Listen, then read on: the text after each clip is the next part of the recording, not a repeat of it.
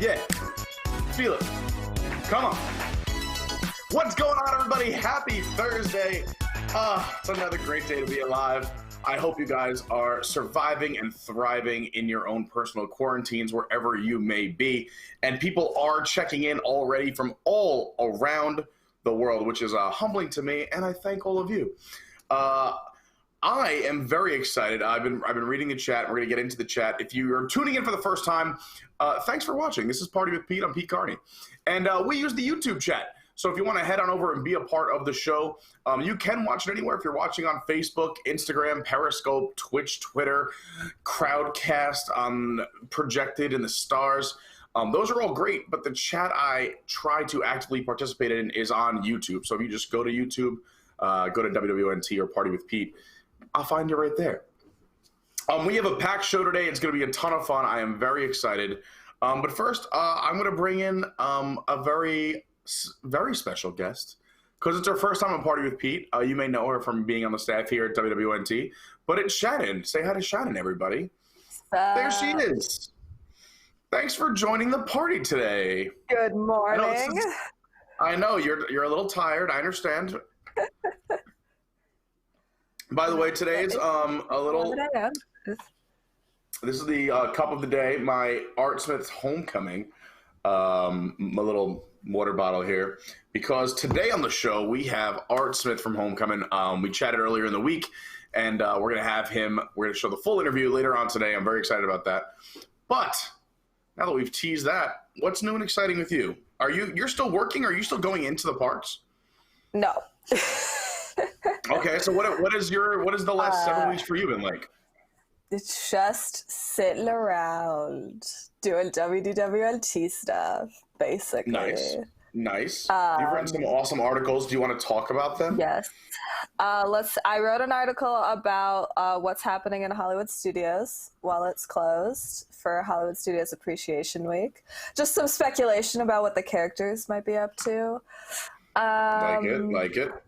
I wrote about Pixar movies, ranked the Pixar movies, and then I was on the live show where we ranked the Pixar movies and yelled at Tom. Yeah, that was frustrating watching that. I wanted to yell as well. My friend who was watching texted me partway through and was like, I had to stop.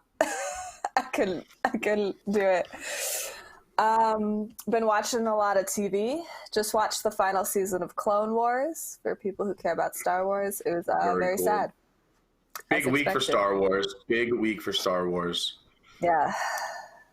Although my favorite thing I saw on the internet this week was like a lot of Star Wars fans going nuts on May the 4th and everything else. And it was like Star Trek fans are just saying Happy Holidays. Like I thought that was hysterical. I do like to shout out everyone who joins the show early and on time because that is something that I admire when you hear at a party. So big shout out to all my friends in the chat: Michael, David, Joel, James, WDW Mickey, Carl, DZ Studios, WDW Mickey, David, Jordan, Penguin Project, and a big shout out coming out of the gate with a pregame super chat is Shannon, not this Shannon, but the Shannon in the chat. Thank you so much. With a $5, let's get this party started. Super chat before the show was on the air. So thank you so much. And if you're not sure what a super chat is, I'll let you know real quick. If you're on the YouTube chat, next to the comments, there's a little symbol with a $sign. You can throw a super chat out there. It helps run WDWNT and bring you all this programming. 2 shows a day, every day during this lockdown.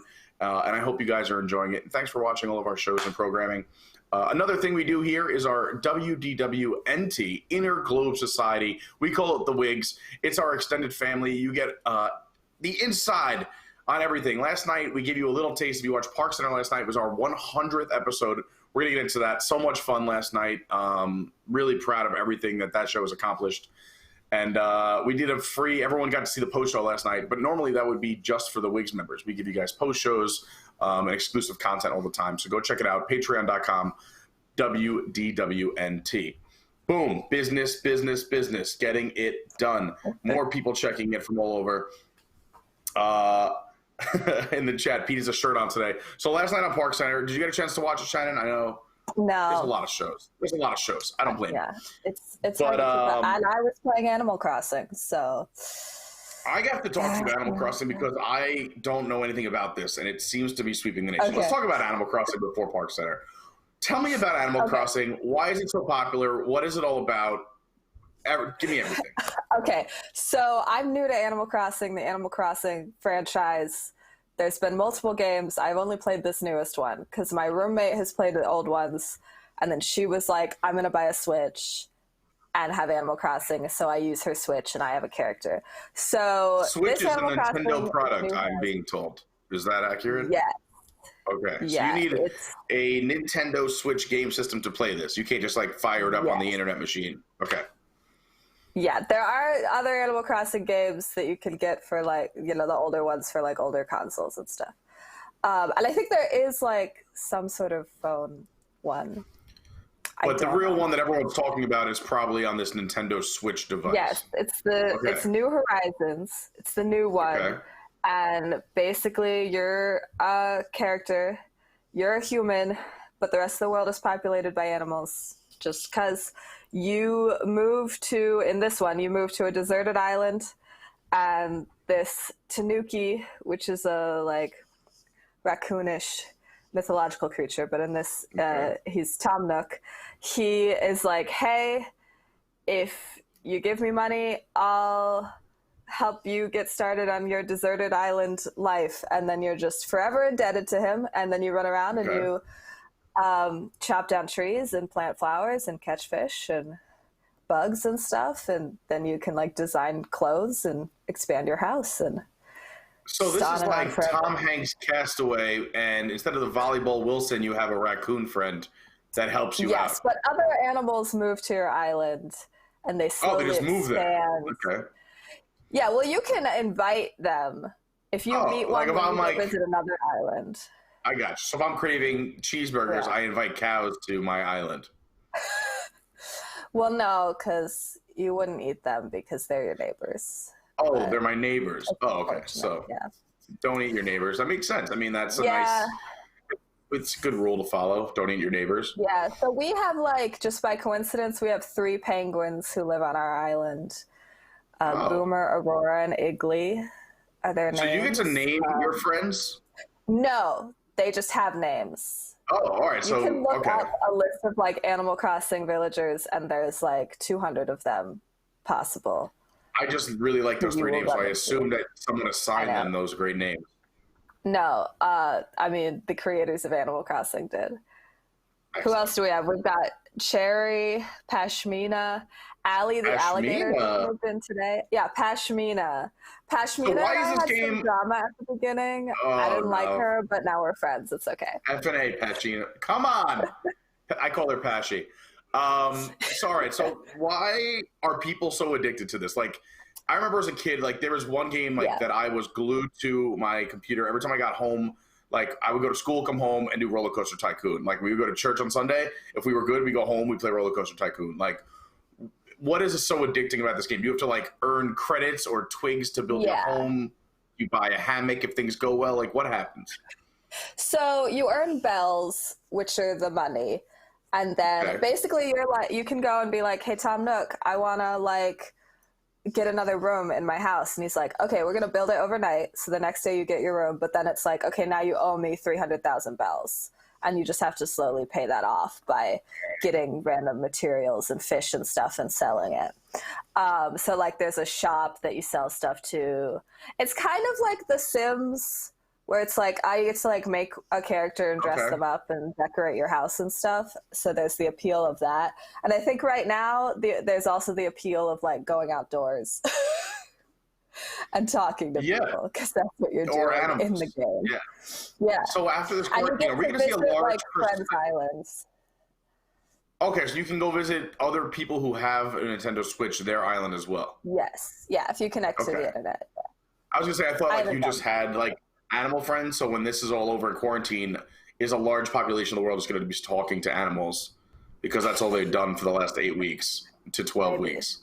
But the animals like you're walking around, you're like, I just miss Pashina, little Pashy, even though she's full of drama. All right, I cool. know, So, right? so it's addicting. You just play this for hours and hours and hours. Yeah, and they'll just give you like little goals to earn like credit things, and so then you complete one goal and then there's a new one and you're like, oh well, I might as well go hit a rock and get some stones now to do that, and then you've done that one, and then they're like, oh, go catch a fish. I'm like, okay, well, I just might as well go do that right now. Yeah, like, oh, it's a good time of day. They're hungry. They haven't been fed in a while. This is a good season. Well, there is actually like stuff like that where it's like certain fish and bugs have certain times of year and certain times of day, of course, and places, and you have like a book, and it'll, when you catch a fish for the first time, it'll be like, this fish is only found, midnight to 6 a.m. in ponds, whatever. And there's a museum, and you donate creatures to the museum. Oh wow, that's cool. So like, how fast does time pass by on this game? Like, is it a real time? They're like, so if they say like fishing happens from midnight to 6 a.m., you have to be playing this game between midnight and 6 a.m. Yeah, people will cheat and like change the time, like on the Switch and stuff. I don't do that. That's terrible. Terrible. I don't know how to do that. So there you go. That was like, what's the other game that I played for like a hot minute and I stopped? I think it was like Grand Theft Auto, but all my friends had tons of codes and stuff, and I didn't know that. So like, they would have like an arsenal of weapons, and I would have like a rock and a butter knife and try to like build a drug empire. It didn't work out. But then again, it was, not a good game for kids to be playing anyway. I also have to say hi to a few other people who joined us late that I forgot. So Andrew, Kayla, Patricia, Short and Force, big shout out to you last night as well, watching Park Center. Phenomenal Brandy's here. Jared's in the house. What's up, Jared? Phenomenal Brandy. I already said that. I think I got everybody. I just want to make sure I don't forget anyone. And wherever you are watching, thank you so much. Say hi in the chat. Come hang out in the party here. So a lot has happened this week. We finally have some news. We talked about it a little bit on Park Center last night. So if you watched, I'm sure you got my opinion, but I'm curious to get yours because you are someone who works in the parks. You are on the front lines of the Magic Kingdom, if you will. So Shanghai going to be opening up on May 11th. They said at 30% capacity. They're going to have a whole bunch here. Let me just pull up before I just quote this article wrong. Oops, just exited the YouTube chat. Perfect, right. Super professional. Just what am I? Slip the figure here. Coming back. All right. WDWNT.com. It's that easy. Boom. Latest news. Oh, Party with Pete is on. That's so exciting. Check that out. We should. Oh, you know what I love too? Have you seen some of our new masks that we put on TeePublic? Yes. I'm obsessed with masks, and now I'm afraid like I'm gonna go spend all my money on them, but I just want so many. I've definitely just been buying some masks, and Colleen made me and my roommate masks, so I'm also I probably shouldn't buy too many. She worked hard and stuff, Colleen's the best. I think she's a saint for putting up with Tom 24/7. I know. Has she always been like a very patient person? I would not call her a patient person now or ever. So just because she's getting paid for it, that she can put up with Tom. Fair enough. I don't think she is a patient person. I think that's how she deals with Tom. Is giving it right back to him. Yeah. That is a good point. By the way, that voice you just heard is our voice of God, Kevin, our everything here at Party with Pete, the producer, the man who pulls the strings. I am just a puppet in Kevin's world, and so thanks to Kevin for always being here. And Kevin, thanks for jumping in. I always like when Kevin jumps in. He's just silent, hanging out, and then it's just me and Shannon or whoever talking, and then I like hearing Kevin's voice a little bit. Then I just butt in, yeah. And like with the mask, we have to be careful with the mask because we're all going to start to get a collection, and it's going to be like winter clothes, and we're like, I can't wait for winter to get here so I can wear this sweater. It's going to be like that with the mask. Like, like when we have another pandemic, because I've got some really cute masks, that are going to look good. Exactly. And then in like Florida's going to hit phase 3, and they're going to be like, you don't have to wear that anymore. And I'm going to be like, damn it. So I have to go like back home to New York where everyone still has to wear masks until 2024. I know. All right, so here's the article. Are there going to be Disney look rules about wearing masks? Like, can I wear a mask to work? What kind of mask can I wear to work? Like, yeah, I wonder if you can wear like one of ours, or it has to be like an authorized Disney mask. Like, Or if they'll hand them out as part of uniforms, like if you're in a certain area of the park, do you have to wear a Tomorrowland mask in Tomorrowland? Do you have to wear a Frontierland mask in Frontier? Well, stuff like, like hair ribbons, it'll be like, oh, you can wear a hair ribbon as long as it's like a neutral color or a color that matches your costume. Okay. So it'll be like that. Maybe something like that, yeah. Like you'll have to have also, like I don't wear a costume, So yeah, what are they going to do for you? I bet you they'll let you. I mean, it's going to be such a what's a non-curse word of way of saying this? I know. It's going to be such an interesting situation when the parks open. We'll see. All right, so I pulled up the article because I didn't want to be wrong. So May 11th, the Shanghai Disneyland is reopening. They have to open at a 30% capacity, as I mentioned. And here's everything else that they're going to ask you to do. You have to have a dated admission ticket. So I guess they know for capacity reasons how many people are coming. Annual pass holders can make a reservation with their visit date and time through their website. So that way, I guess, that's how they're going to cap the numbers in advance. That way, I guess people don't show up and they say, hey, we're at 30% sorry. And then those people get bummed out and hate Disney forever. Then they're going to have to provide them with obviously a lot of personal information, your name, your phone number, your ID type, and your ID number via the Shanghai. So in China, and I'm not a fan of this, obviously, I'm sorry for people who are, but you have this like social, China like tracks everything you do. It's scary. I know we probably are too, but we just don't, we aren't told. So you have like an ID type and number, and then you're going to have to show your QR code, which basically says if you're healthy or not. So there's like a green, a yellow, and a red, and you have to be green health-wise. You have to be a non-health threat. You have to have your government ID card or a valid travel document at the turnstile. You have to undergo temperature screenings upon arrival, and you have to wear an approved mask during the entire visit, except while you're eating. It's interesting they say approved mask. So they have to tell people what that is ahead of time, and maybe we'll get more information on this, but it's 4 days away from them opening. If people are making a homemade mask and they show up, is Disney going to be like, hey, buy one of ours that are approved or give you one that's real cheap? I wonder how Disney's going to approach that situation. Right? I don't know. I don't know if China has some sort of standards. What? Ta-da. Hey, there's Ron Deanna, everybody. Another noob to the party with Pete. Thanks so much for joining us, Ron. We're just talking about Shanghai and opening up and how they're going to enforce some of these rules, especially when it comes to face mask. And because you have to have an approved face mask. So let's say you show up at the park and your face mask isn't approved. You think they're going to force you to buy one or just hand them out? I'm just guessing they're meaning, like, it looks like something that actually is a face mask. Like, you don't show up in a Halloween costume or something like that. It's like a t-shirt wrapped around your head. No stormtrooper helmets. Yeah, I think things like that are probably what they're going to say, because we actually do have the masks. You have to wear a mask anywhere in town here if you go out. So, and they have, like, the grocery stores have cops out in front. So for those who are, I mean, you're new to the party with Pete here. What part of the country are you from? Where are you at? I live in Salem, Mass. All right. So I mean, obviously the Northeast people know this. I'm from New York. All my family and friends are still there. I just moved down recently. So I know they're going through a very similar thing as Mass. They're very strict. Like when people saw that so on Cinco de Mayo, I went out to eat in outdoor dining is allowed. Actually, indoor dining at 25% is now allowed here in Orlando. But we went to an outside restaurant. We were 6 feet apart. All the tables were 6 feet apart.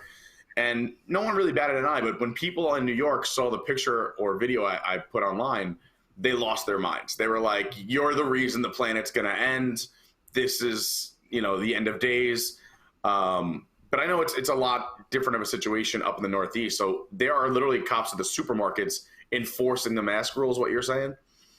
Yeah, the supermarket has one. Home Depot just has their guy limiting capacity, like making sure they have it. Target has people in the front that are cleaning the carts and letting people in. Same thing with Costco. Those are the stores I've been to.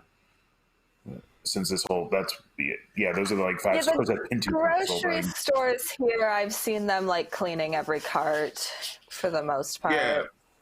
As you Publix put it has a back. person right up front that hands you the cart so you know that it was a cleaned cart. And the Walmart over by Disney, actually, in case anyone knows, that's the one over by the Animal Kingdom, the Walmart I'm talking about.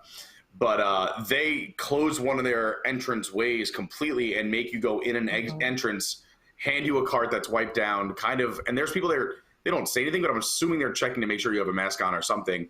And then you have to go out another way and they'll take the cart or someone collecting them.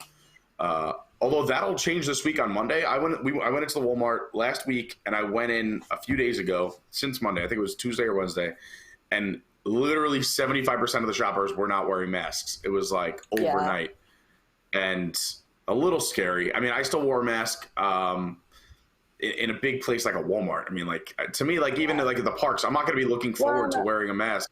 But I mean, in a crowded place, it makes sense to do that. My local Publix has signs up to only go up and down one way each aisle. Yeah, same here.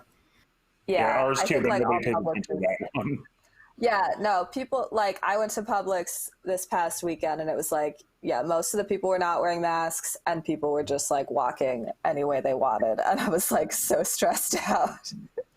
I give Publix credit though, because they immediately had signs up and they were kind of temporary looking signs. And now they have more permanent signs. There's arrows on the floor with like in the Publix colors. And obviously no one was really paying attention to them, kind of like you were saying. So they added, at least to my Publix over here, added ones kind of at eye level, like do not enter this aisle this way. And then you may enter the aisle over here. We got that. And then also with like death stares, like especially if I go with like Lauren and she sees someone coming the other way, she's like, and then I try to get clever and she yells at me as I put the cart in reverse and I walk down the aisle backwards as if I was heading that direction, but I forgot something because like I'll see something like 6 feet away. I'm like, oh, I just gotta get that. You know, those Soronas aren't gonna buy themselves. The reason I bring up Shanghai, and I thought we'd just talk about it quick before we go into some of our show topics, is, and it's because it's kind of fun to speculate, and I know that officially as WDWNT, you know, we don't have a stance. We're just following the news, and Disney doesn't have a stance either. But what do we think will happen? Kind of like what timeline can we see? You both work and have worked for Disney, so you know more how they think and the brain trust there, as opposed to me, just someone who reads the news. What do we think is going to happen? What's going to be their timeline? How strict will it be here in Florida? How will they enforce it? Let's have some fun speculating on what's going to happen for a minute. What do you guys think? They're definitely going to go above and beyond whatever minimum requirements are. And we already see that with Shanghai, that they're limiting capacity more than they're allowed. I don't know how strict things are going to be on certain stuff. It's the hardest thing with Disney is departments communicating with each other. So things down the pipeline are really going to be tough. I mean, we had safety and security trainings all the time, but I don't know how they're going to get that down the line so quickly. Or is like everybody going to have to do a mini traditions when they come back? I don't know. Yeah. I mean, they said that like they're going to be, cleaning more. Which even like the week before it closed, like just like every once in a while, a team of custodians would come through my store and wipe everything down and then leave. And it was like, oh, that's never happened before. Can you tell the audience what store you work in? Is that allowed? Yeah, sure. I work in Merchant of Venus in Tomorrowland. I don't actually work for Disney. I work for a third-party company. But yeah, so I'm always in the same place, whereas most other cast members will work in the same department in a land, but like move exact locations. But yeah, so I mean, I think they'll try to be cleaner. I think they're going to try to like really get the virtual queue system running for other rides other than Rise of the Resistance. So that people don't have to like stand together. I don't know how well that'll work. I don't know how that's going to work too. And I've listened to other shows and I've read other news sites, just kind of scouring the internet to see who's saying what. And there, a lot of people are saying similar things, but for me is that a lot of rides at Disney, I mean, as we've grown as if I own Walt Disney World, but as we've grown as a company, and I'm glad you're all here today for my meeting, is that they've made the move from switchbacks to more interactive and winding lines and very not just your standard back and forth, but there's still a lot of attractions that have switchbacks just back and forth. So even if you put 6 feet between people, that doesn't mean that you're going to be 6 feet away in the other direction, whether it's vertical versus horizontal. So now are you going to have to do every other switchback and go around? And then if you're with a large party, are you in that 6 foot box? So there's going to have to be, I think, some responsibility on the guest as well as the cast members. Yeah. And like Ron was saying, like, are they going to have to kind of retrain or do a mini training on how to deal with what if a guest says, I'm not going to do that 6 feet, or takes their mask off and says, I'm too hot. I don't feel like wearing a mask, or I don't want to wear a mask on Expedition Everest. It might blow off. So, I mean, they're going to have to do some cast member training. There's already some angry elves when you're in the park. I feel like you're giving people more rules in a place when they're on vacation, and I don't think that's going to go exceptionally well. And I do have to say, like, and I can't be the only one who's seen a little bit of deterioration in how they handle crowd control over the years. Like, we were there, and people just on New Year's Eve a few years ago, and people were just sitting in the hub waiting for fireworks starting at like noon. That would never have been allowed 15 years ago. Cast members would have told you to get up and move. And getting that cast member training back into that, even if, once these restrictions are lifted, is going to be a good thing. But on the other side, I do want to see them management taking input from the cast members, how this has to work on this ride. Like, get a few Space Mountain cast members in and say, okay, this is how we can work our queue to do this. Don't have somebody come down and say, this is what you have to do. I've lived through that when we opened the Magic Carpets. This is your procedure. We're just copying Dumbo, and it didn't work. They based our operating capacity numbers off just doubling Dumbo. They gave us the card system, and they tried to say, like, oh, if it's a party of two, you can put another party of two in the back seat. It never worked. It took they changed over the year and a half I was there after that opened, or maybe 2 years. They changed the procedures like 3 or 4 times, and I know they changed it since then. Like, so things coming down from the top are not always the way things have to operate, and so hopefully they'll bring in the cast members, or at least like the area GSMs who know the procedures for their rides. Yeah. Well, that's like, you bring up like the card system with Dumbo. Like, that's not going to work. You can't be handing off something, like you can't have tons of people touching this object every day. I mean, obviously tons of people are touching the ride vehicle, but are we going to see cornered off areas that have interactive queues, like in Pooh? Yeah, and that's what I was thinking. Mansion? Are they just going to bypass? Everybody's going to be going through they're just going to have to shut down the non-fast pass side so people aren't just playing with stuff. I said this. I mean, I used to say the queue for Winnie the Pooh anyway was already like kind of disgusting because kids touch that all day long, nonstop. No one really comes through and wipes that. I've never seen anyone do it. And maybe they do, but it is in the middle of the line. They have to say, excuse me, and go through the whole line. Like, all of those things get touched all day long by thousands of hands, like faces on the screen, even the one with like the honey dripping down where you put it on. I've seen kids like put their, like lick that screen, put their face up against it. Your interactive queues, I have to be shut down. And I don't know how they do that without making the part look bad, or how you reroute them or say, do not touch, or does that responsibility fall on the parents? Do you hand out gloves? Extra green walls. That's what it's going to be. Yeah. Yeah, I mean, with the Pooh, you can rope off the whole area that's to the side. With the screens, I mean, they probably just turn them off. Like, people would still, touch them as much as they touch other things. But it's they're going to lean on them. They probably won't be touching as much, but I mean, they're definitely still going to lean That's the other thing too, is people are constantly leaning and touching. You've got the railings everywhere, like. It's gonna be super interesting because, I mean, again, you don't kind of how we don't realize how often we touch our face. I think at Disney, people don't realize how often they touch surfaces that are touched all day long. Whether you're pulling a lap bar down, whether you're grabbing a tray at a quick service, holding onto a railing when you get into, there's so many surfaces that are just touched by thousands of hands. Yeah. And then even with the capacity being down, they're going to have more like hand sanitizer and hand washing stations. I mean, they already were putting those in.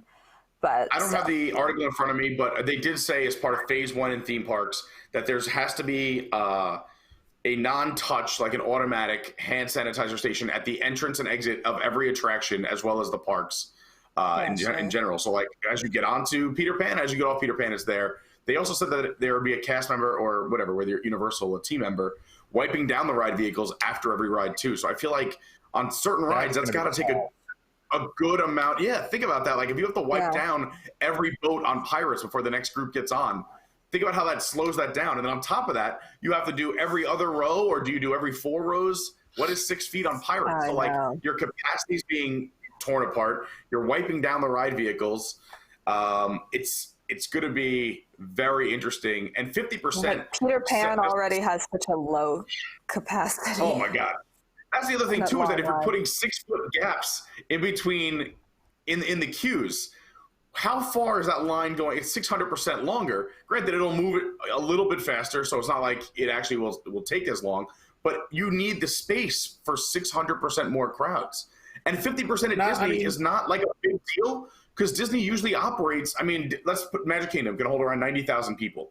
So that means half of that is 45,000 people that are allowed in the park. On an average day, not like, an average day that's pretty much it. It's between 45 and 50,000 people, and all of them are not in the parks at once anyway. They coming and going. So they'll be below that half mark without even trying. You almost don't have to monitor the park because you won't see more than 45,000 people in the park at the same time on a typical day anyway. So if you have all these people, and granted, I do think it'll be much quieter when the parks reopen. And when you guys are talking about having like supervisors or cast members help with how are we going to manage these queues and how are we going to manage wiping down the rides and having a plan, and I really hope they contact those cast members or those supervisors. But I think another thing they're going to do is kind of a soft open to see and implement some of these things, because it's going to be a work in progress. This has never been done before, and Disney can't afford to look bad in this reopening process. It can scare people away for a long time. That they said during the conferences, they're only going to staff to capacity, which is bad with this because you need that full staff level to keep the lower capacity going.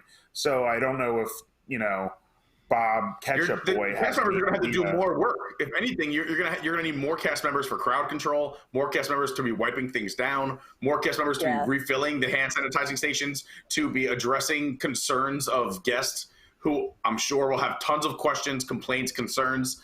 If anything, they have to have a full staff, if not more. There's no college program, so the staff that you have that wouldn't necessarily have worked as much as they used to now are going to work more. And, maybe they get paid more than like the college program. I've talked with my roommate about like what Disney has to really weigh about like when they're going to reopen is how much money they are going to spend running the park, paying people, running attractions, making food, whatever, versus how many people are going to come to the park and like how many people they can allow to come to the park, and whether that actually makes them more money than just being closed. Obviously they want to reopen as quickly as possible no matter what, but like they're definitely holding out a bit. They canceled reservations through the end of May, which is not like shocking.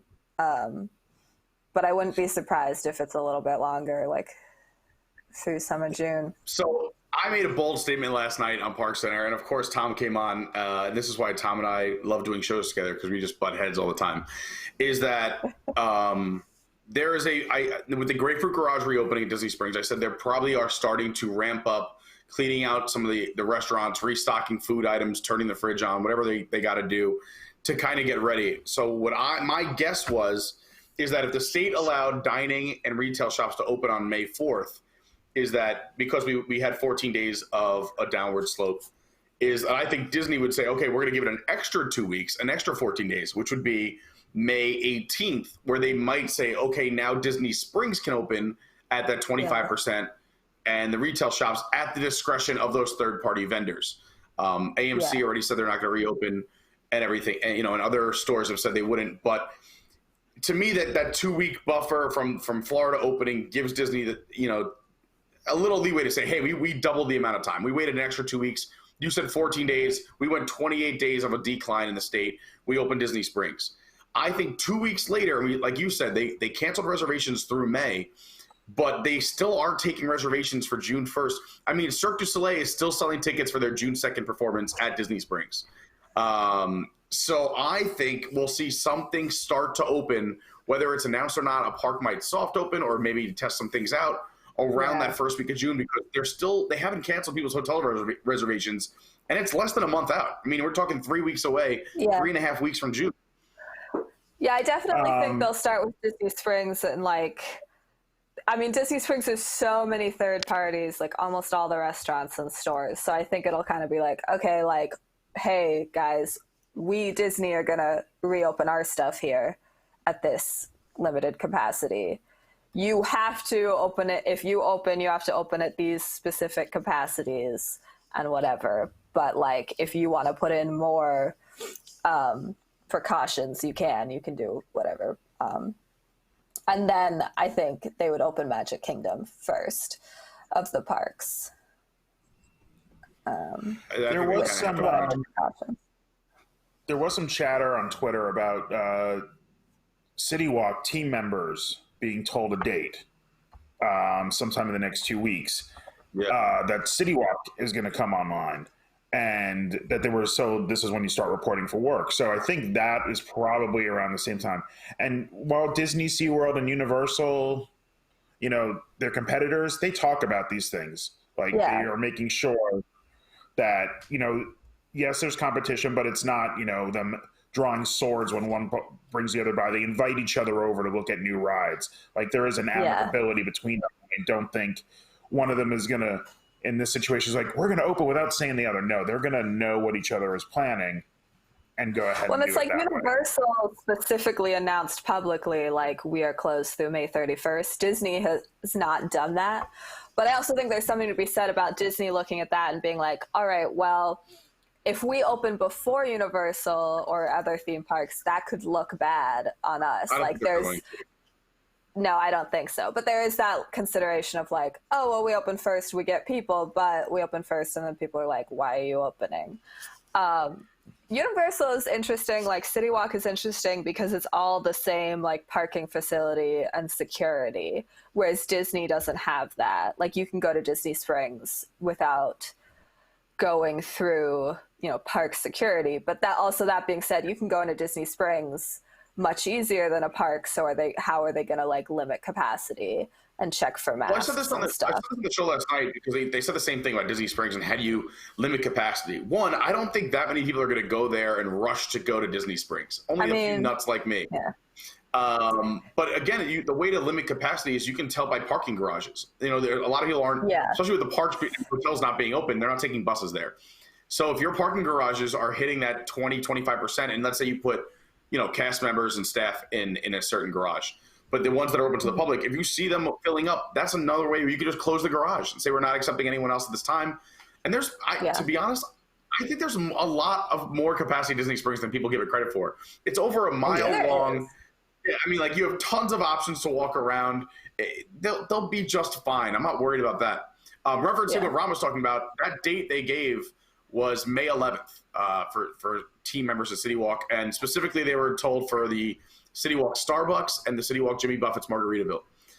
They were told to be ready to reopen for May 11th. Whether that will happen or not, I don't know. It's ironic. It's also the opening date of Shanghai Disneyland. So I guess May 11th is a big deal. But that's only 4 days away. I mean, literally, today's Thursday. That's Monday. Yeah. So I'm very curious. I mean, and if they open on the 11th, that's just all the more reason I think Disney might wait 7 days behind Universal and do Springs on the 18th. Yeah. Again, that's complete speculative guess on my part. There's no facts behind that. I don't. And they can know. make the argument saying that restaurants have been open for a week. We might keep the stores closed, but we're going to open the restaurants at the same capacity levels that everybody else is doing. You could park on even floors on lime and odd floors on grapefruit. That limits capacity down. You can't come in nobody's coming in by bus. You could put up, like, we know they could put up those temporary walls in a blink of an eye so you could close off the other entrances. Like, it's hard to, like, yes, it's an open area, but there are still places you have to get in, and they can funnel people to those couple places. And then you can very easily limit capacity in stores and restaurants. Yeah.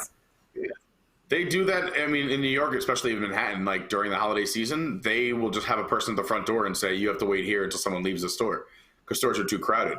So you can do the same version of that down here. If your store's at 20, if you have a certain amount of people in your store, put a line out. I mean, that's kind of, especially up, and I'm not sure where you guys are at, but like I know in New York, grocery stores have lines around the corner because like Trader Joe's and other places are only allowing a certain amount of people in the store as well. So there's just a line of people with shopping carts waiting outside, and when one person leaves, the other person's allowed back in. So I think we're going to see a little bit of that retail wise. Like, think of how big a Home Depot or a Costco is, and they're both doing that here. Yep. Yeah, and think about how big those stores are. Like Target has a sign up, we're limiting to 150 parties in the store at a time, which seems like a lot, but then you realize it stores 70,000, 80,000 square feet. Like, you still aren't bumping into people. Like, you might pass people, but everybody's in a mask. And it's just really, I could tell you, it's the office supplies, food, and, honestly, I've seen more people in the toy section than I have in anything else, just because I've got the little one who's in the exact perfect age where she's growing out of the baby toys into the toddler stuff. So I've been having to replace all of her toys in the past 2 weeks. I think those are the essentials. Like, no one at Disney Springs is running to like, Harley Davidson or, Ron John to grab a new shirt. It's like, oh, I haven't been able to get a new shirt in 8 weeks. I got to go make sure, I'm all set up for summer. It's going to be restaurants. And I think that's really where Disney Springs wants to reopen. And we're lucky. A lot of restaurants people who just want to go somewhere other than their home, which is understandable. That's for sure me. I am that person. And also I think what's to their benefit is that they do have a lot of restaurants with outdoor seating. So it's not like you have to be cramped up or like worry about the recirculated air or tables are too close. You can go to Boathouse and sit outside. You could sit outside at Jack Lindsay's Hangar Bar. You can sit outside of Pizza Ponte, Stargazers. They have a lot of outdoor options. All right. With all that being said, I thought that was fun. Thank you, everyone. Again, if you're watching, we're using the YouTube chat, and I am keeping track. So hello to everyone. Also, Disney fan 58444. Thank you so much. You said a very nice thing. I dropped a new video on YouTube yesterday or the day before. I drove all the parks. I kind of wanted to know what was going on property on May 4th with the Grapefruit Garage opening and seeing what construction was working, what wasn't. So I did a big lap of the entire parks, kind of updating everyone on construction and any news we have that came through WDWNT. And it's interesting because like that new McDonald's on property is ready to open the minute they open parks. They have worked through this entire closure and it looks beautiful. I'm not a McDonald's person, but this McDonald's looks very nice. It's completely eco-friendly. They got like moss and grass on the walls shaped, to the color, darker grass with lighter grass with a shade, with an M in the middle. They have solar panels everywhere. Outside there's like two, I don't know what these are going to be. They look like exercise bikes. I'm not even kidding you. But it's a beautiful McDonald's. I guarantee they'll open on time. The Cove across from the Swan and Dolphin, the new hotel, is flying. They already have 7 stories up. And I feel like before this started, there was maybe the first story only. So they're moving up. They're already putting glass panels on the side. There were men working on it this week. But then there's other projects like you go past the Galactic Star Cruiser on property and there is nobody working on that. So I feel like anything that's Disney construction and through Disney construction groups like Buena Vista and stuff like that, I feel have come to a complete standstill. But anything third party, they have been cruising on property. But anyway, so thanks to Disney fan. And again, I'm keeping track of the chat here. I asked you guys to come on today because we're going to have Art Smith later on in the show of Homecoming, the famous celebrity chef who started at Walt Disney World actually and has built this amazing career and now has come back, hence Homecoming. And now you've both worked in the park, so I figure you guys had some really good experiences with seeing celebrities or hearing about celebrities being in the parks. Do you guys have any really like cool stories or celebrities that have either you've met or you've got to see or you heard about where all the cast members are talking? Let's have some fun celebrity conversation about celebrities at Walt Disney World. So, well, I've got you go ahead first. Okay, so and fight. Yeah. All right. No, you go. Go ahead.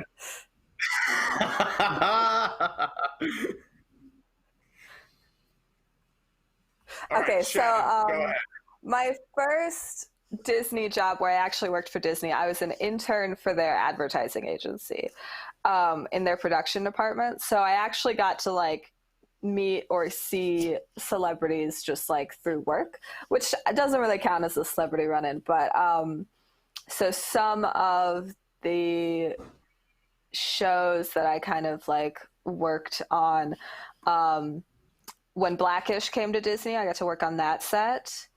That's cool. So I got to, not directly interact with the cast, but like be there.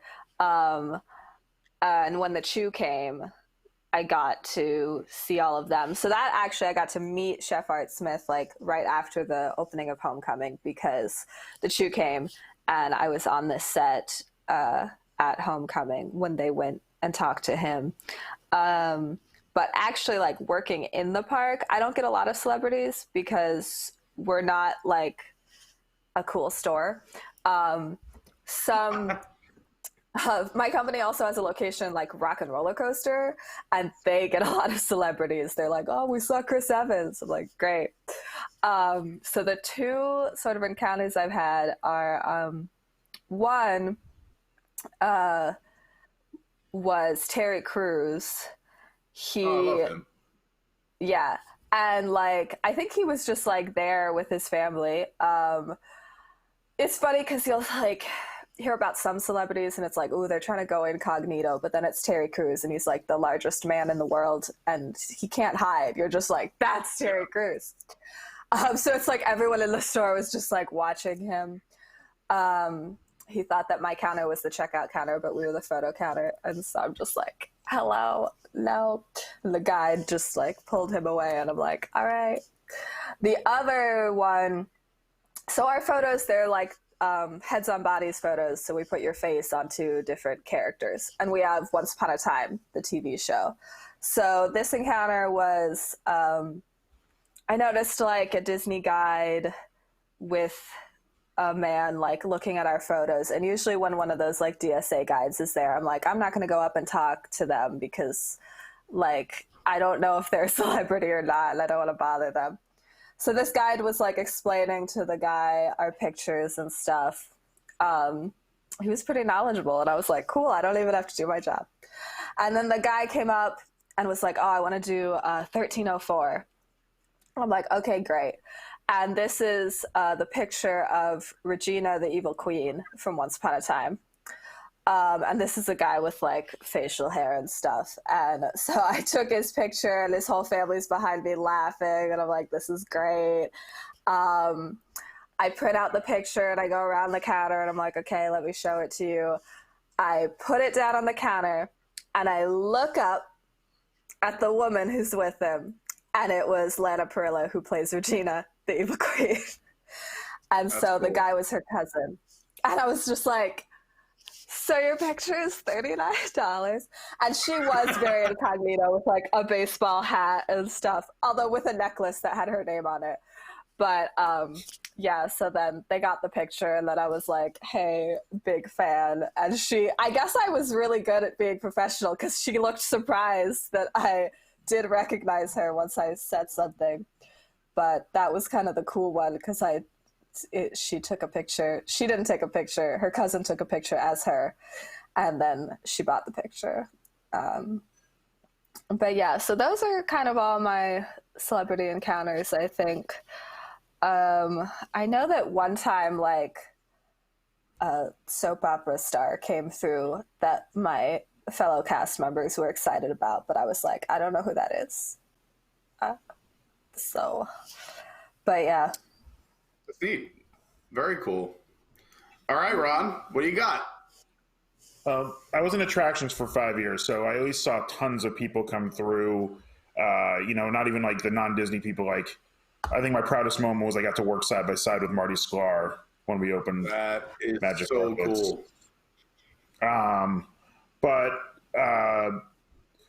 I saw people I remember seeing: Hulk Hogan, Rebecca Romaine and John Stamos, Vanessa Williams, Ray Liotta, Ron Livingston. And these are the ones I kind of just walked by or just said hi to as they came on a ride. Then where we would set up for when I worked in Adventureland Liberty Square Ops. So where we would set up for when the parades were, when we would pull up the ropes and stuff, we were on one side of the bridge and the VIP area was on the other side of the bridge leading between the hub and Liberty Square. So I would, see tons of people over there. One of the stories I always remember is, and this happened to me, but it happened to people I knew, was Drew Carey and some of the other Who's Line people would come to the parks and just mess with people. Like, they'd pick a character, amazing. they would That's kind of a dream for improv. me. So that, I know that happened. The two real encounters I had, the first one was with Bernie Kosar. For people who don't know him, he was the backup behind Dan Marino. I think he was with Cleveland or Cincinnati before that.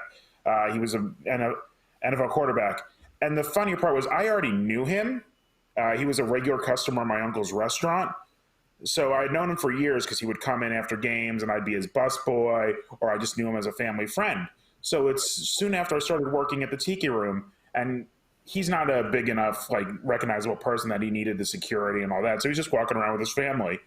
And he comes up and he's like, Ronnie, what are you doing here? Like, he came up to me and someone saying, was like, how the hell do you know him? That's amazing. The other one, and I've told this That's on like the you air. paid him to do it. Everyone's like, that's so cool.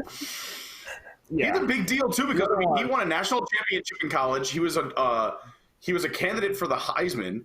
He won a Super Bowl, and I believe he went to 2 Pro Bowls. So that's impressive. Really nice guy, super nice guy. The other one I told obviously on here was the John Travolta story, and this was when I was working at the Haunted Mansion. It's a normal Saturday, not a super busy day. It's off season, and my manager comes in. I'm working in stretch room 1. Someone else is in stretch room 2, and they come up and say, "Hey, we're going to hold off stretch room 2 for a little while. John Travolta's coming through with a large party, and we don't want him, being crowded by it." And that's fine. So I'm working as normal. Couple empty stretch rooms go by in the other room, which isn't on a not crowded day. That's not a huge deal. The line wasn't building up. And so then I get bumped to go the next place in rotation, which is the exit ramp, the unload 1 position, which was what it was called. And as I'm walking over there, I see the door to the other stretch room closing, and Travolta's party's in there, and there's I forget her name, but there was one of the female cast members is just standing there, fully in character, totally stone-faced, and Travolta just runs up to her going, "Oh, booga, booga, booga, booga." She doesn't blink at all because people do this to us all the time. It's just what we consider part of the job. So I get bumped to the unload. Travolta's obviously on the ride. About a minute after me getting to unload, my manager comes up. Travolta's personal security guard's there, and his plaid guest relations host is all there. And they're just kind of waiting near me. And, after about 8 minutes, I see, oh, hey, here's an empty space. Your guy will be off in a second. So I'm just waiting on the unload and doing my normal thing, walking in place going, right this way, bodies. Move along. Rest in peace. And people are getting off, and Travolta's near the back of his group. His party's over there, and they can start getting behind all the hosts, so there's room for everybody to go. And as he gets to the end of the walkway, Travolta just gets on my face, is like, rest in peace, and he hits the end of the moving walkway and down he goes, straight face first into the concrete. He catches himself so he doesn't like slam his face, but it's obviously like, what just happened? The four of us who are working there just look at each other like, what do we do here? Travolta down. Travolta down. Grease lightning. And before we can even react, he like gets himself, brushes himself up, and he's out the exit. Even though like they had to walk him back to go through the other back door because they were taking him out the back door and not into the park. I love that story. That's amazing. If what a fun story. I wouldn't believe it either, but it's just like, I can't believe that just happened. The best is I love that he was like going to say something to you, and then like mid-thing he's like, ah! My roommate has a story from her mom, and I think it was also John Travolta. When her mom was a kid, she and her like sister saw John Travolta get off the Haunted Mansion. Maybe it was the same day. And then they like followed him. She is. Hi. But they saw him, and then they like followed him around the park. Like, I have a Travolta story too. My opposite spectrum of the celebrity story is, so I'm on like a Harry Potter podcast, and one time I was just at work, it was late at night, and then someone was like looking at the pictures or something, and I'm like in some of our example photos, and then I was like, oh, do you want to try one? And they were like, no, are you Shannon from Speak Beastie? And I was like, yes.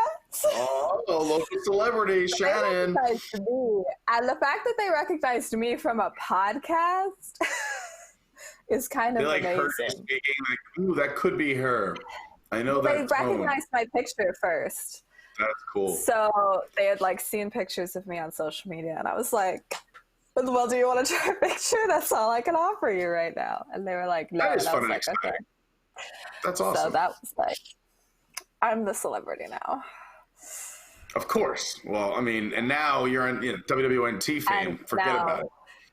Colleen and I were recognized while we were filming Picky Eaters, but we were also like talking to a camera and looked like crazy people. So people will ask you a lot, like, like if you have anyone filming you, and it's kind of fun to do this even if you aren't filming anything for a show, but anytime someone's filming something, you'll see like people start snickering, like, who is that? What vlog? People have come up to my buddy Josh and I when we're filming stuff and literally be like, where are you guys from? Do you know this person? Oh, can you have us on? Do you want to interview us? Like, people just love seeing a camera. It's very fun. Yeah. I have a few celebrity stories. I mean, nothing crazy. I just moved here in August, so like I was just coming down for vacations. I do like that. For anyone who doesn't know, Neil Patrick Harris actually follows WDWNT on Twitter. And when he was in the park, we knew he was doing the Candlelight Processional during our Rex the Holes event. So we actually hit him up. I was like, hey, do you want to hang out? And like a few minutes after we hit him up, he actually ended up responding later on that night, but he didn't respond at that time. I saw his husband, David Burka, and I didn't know if it was him. And someone else I heard like yell, like, that's David. I'm like, well, that confirms it. So with our little WWNT group, I forgot who we were with. But they were like, oh, we should go. Oh, but we don't want to disturb him. I'm like, oh, I'll go talk to him. So, and I basically, my rule of thumb is like, I don't mess with people if they're like with like their families and their kids. But he like walked over to like Joffrey's to get a coffee. So I just went up and was like, hey, David, like, we're fans, like, from WWNT, and my name is Pete, whatever. And he couldn't have been nicer, was really kind, took a bunch of photos. We were like, oh, we should all get together. Or is Neil here? Well, he's like, yeah, Neil's preparing for the Candlelight Processional tonight. We're like, oh, great. He follows us on Twitter, so we just shot him a message if he wants to get back to us. And he ended up responding later on. Tom got the message, which was kind of cool. The other one, which I started making this a tradition before I moved down here, was the minute they moved the Pro Bowl to Orlando, I made sure I was here during Pro Bowl week every year. I'm a big NFL fan. So, because you see a lot of the Pro Bowlers walking around the parks like all the time that week leading up to the Pro Bowl. And 2 years ago, I ran into Cameron Jordan of the Saints, and they were on their way to like a Super Bowl run, and they had just lost the week before. But really nice guy. I ran into him in Germany over at Epcot. Again, like I've seen people with their families and I haven't gone up, but he happened in this circumstance, like be waiting in line for like a pretzel at the same beer cart that I was heading to. So I just got in line behind him and strung up a conversation like, hey, so last week was terrible. But anyway, I'm sure you get that all the time. Let's just talk about something else. And we ended up chatting for a little bit.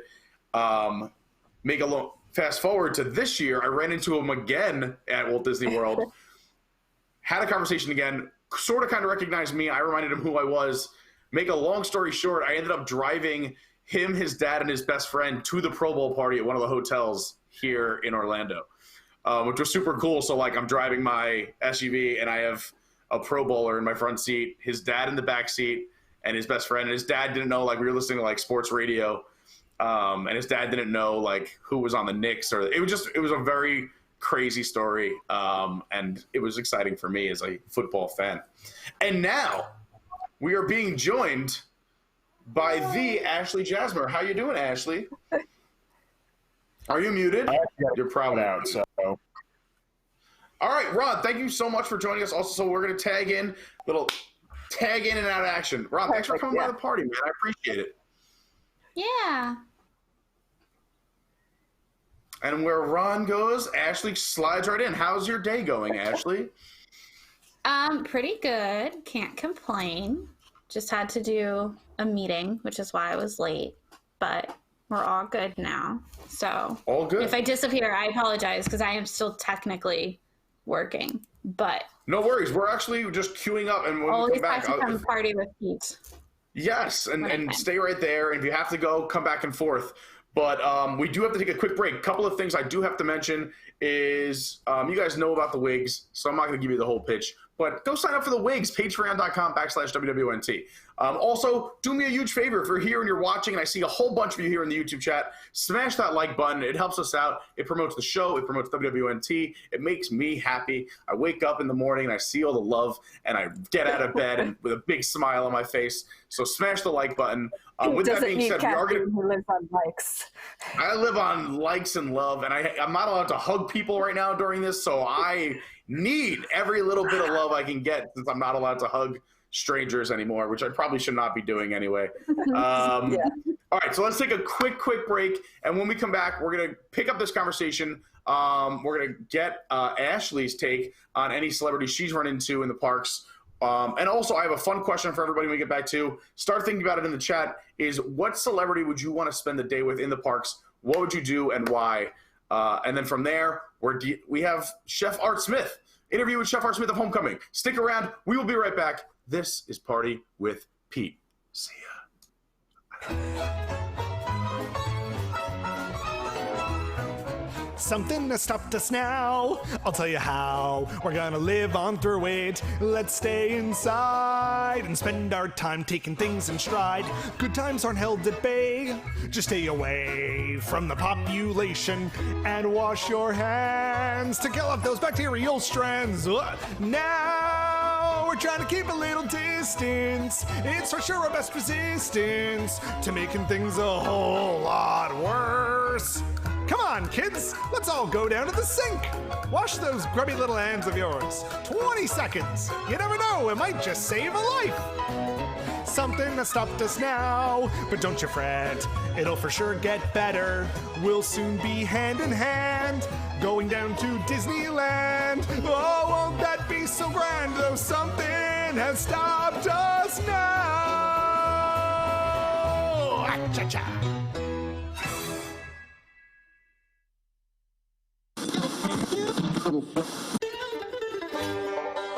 Are you tired of your monorail always sputtering to a stop? I know I am. You don't even have one. Of course I do. It's the rusted paperweight out in the garage. Well, if you're like me and my brother, you know how hard it could be to keep your monorail up and running, and that's why we're here to help you fix your monorail problems. So join us, Tick and Tack, the Patchett Brothers, for Monorail Talk every Saturday morning. And hear calls like this. So, I have this old Mark IV monorail passed down from my grandparents, and I'd like to restore it. Ooh, a Mark IV? Yeah, but every time I turn it on, it makes a noise like wah, wah. Yeah, whir noise, that's not good. Not good at all. I think that's the coupler unit. Bob Gurd told me about the whir problem back in 76, so was it 78? It was a long time ago either way. So we're in the monorail, and the window just falls off. How's that even happen? What'd they do, secure it with super glue? More like crazy glue. But seriously, when it fell, did it hurt anyone? Just a college program cast member, I think. Well, they're a dime a dozen. A dime a dozen. Next caller is Bob from Burbank. Bob, welcome to Monorail Talk. How can we help you? Yeah, long-time listener, first-time caller. Let's say I had a fleet of Mark 6 monorails. I'm just curious, how long can I get away with running them until they, I don't know, explode? They haven't already? I might agree with my brother on this, but that depends on how often you run them. Oh, all day and every day. But fairly empty, I assume? Oh, heck no. They're the gills with people. Just really full. Oh, boy. Oh, boy. In that case, time for a new fleet for sure. Anything else we could help you with?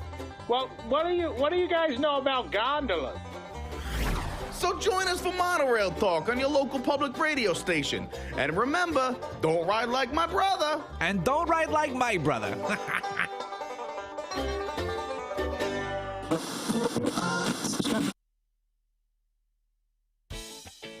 From the creators of Clue, Disney Parks Edition comes an all-new version of the board game you love, themed to a park you're trying to continue loving.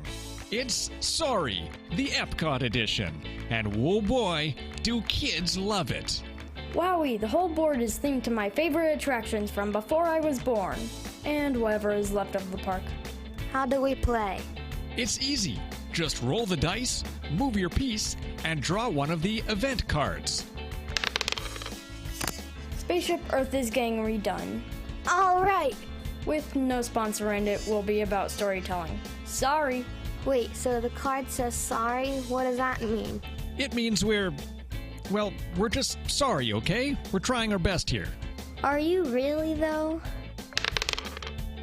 Figment is back, but Dreamfighter is dead. Sorry. Club Cool is coming back, but you have to wait for 4 years. Sorry.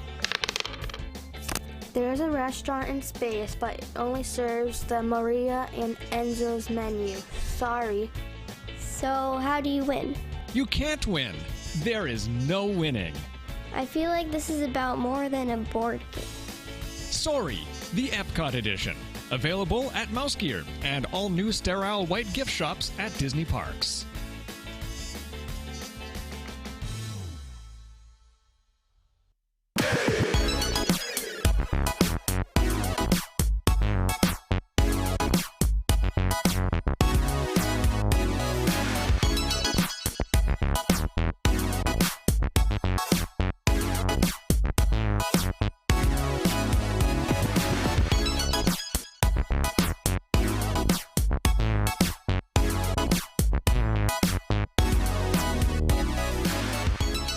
Hey!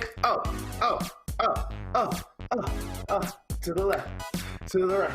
Welcome back to Party with Pete. We are in the 12 o'clock hour. It's just about 12:15 if you're keeping track. And I am joined by two lovely ladies at WDWNT, Ashley and Shannon. Very nice to still have you guys on. I know Ashley is working diligently, and everyone seems very excited to see you in the chat as well, Ashley. You have a ton of fans. However they want to hear your voice, you should unmute yourself. There we go. Is that, thank you, everybody. Is that better? There it is. That's better. So, Ashley, you worked in the parks too, and it's fun because everyone on the show today has worked at Disney except for me, so this is fun. But even as when you were there just to enjoy the parks yourself or working, do you have any cool celebrity stories? Do you know of anyone who was there while you were there? Did you run into anyone? Did you see anyone? Any cool, fun celebrity stories? I hate to say it, but honestly, no. Unfortunately. You've never met Tom Corliss? Well, yeah. That's okay, fine, Tom. But I would actually argue that Tom's dad was more of a celebrity and so much fun to meet and talk to. He's wonderful. Totally I love him. And his mom. We chatted for legit an hour and 20 minutes, I think, at one of the events. Mm-hmm. And I was also drinking a little bit as we were talking and during that day, but I ended up we got into a very emotional conversation, and I was like, on the verge of tears. I think like there was like a single tear, and him and I like hugged at the end. And Tom like came at the end of this, was like, "What is going on? What just happened? What I missed?" It was like me and his dad like crying. But I'm sorry, I interrupted you. Yeah, no, that's okay. No, there was always the urban legend, and I'm sure Shannon probably heard this one too all the time, especially around Halloween party time would roll around. There was always the urban legend that Johnny Depp had shown up and he was in makeup because he was going to be Jack Sparrow on the parade float. I don't think that ever actually happened, but allegedly it happens. Or like he was at the party as Jack Sparrow. So, but again, I don't think that ever actually happened. Like I never worked there, but you always were told, and like when I used to come down, especially when like the movies were premiering, they were like, "Oh, Johnny Depp just pops in. You should count the Johnny Depp on the ride. If there's an extra one, you know it was him just hanging out." Although I think a lot of that happened more at Disneyland than Disney World. Yeah. 'Cause there's some videos on the internet, and a lot of it's Disneyland. Yeah, I do have a picture. I didn't go up to him or anything, so I never verified that it was him. I do have a picture of somebody dressed up as Jack Sparrow, just like chilling at Disneyland. That might be him, but I don't know because I never went up and talked to him. But it definitely wasn't a cast member because he was on stage just like chilling, eating a burger, like sitting back in a corner completely by himself. So most definitely was not a cast member. But I don't know if it was him or just a random other person because it's California. So who knows?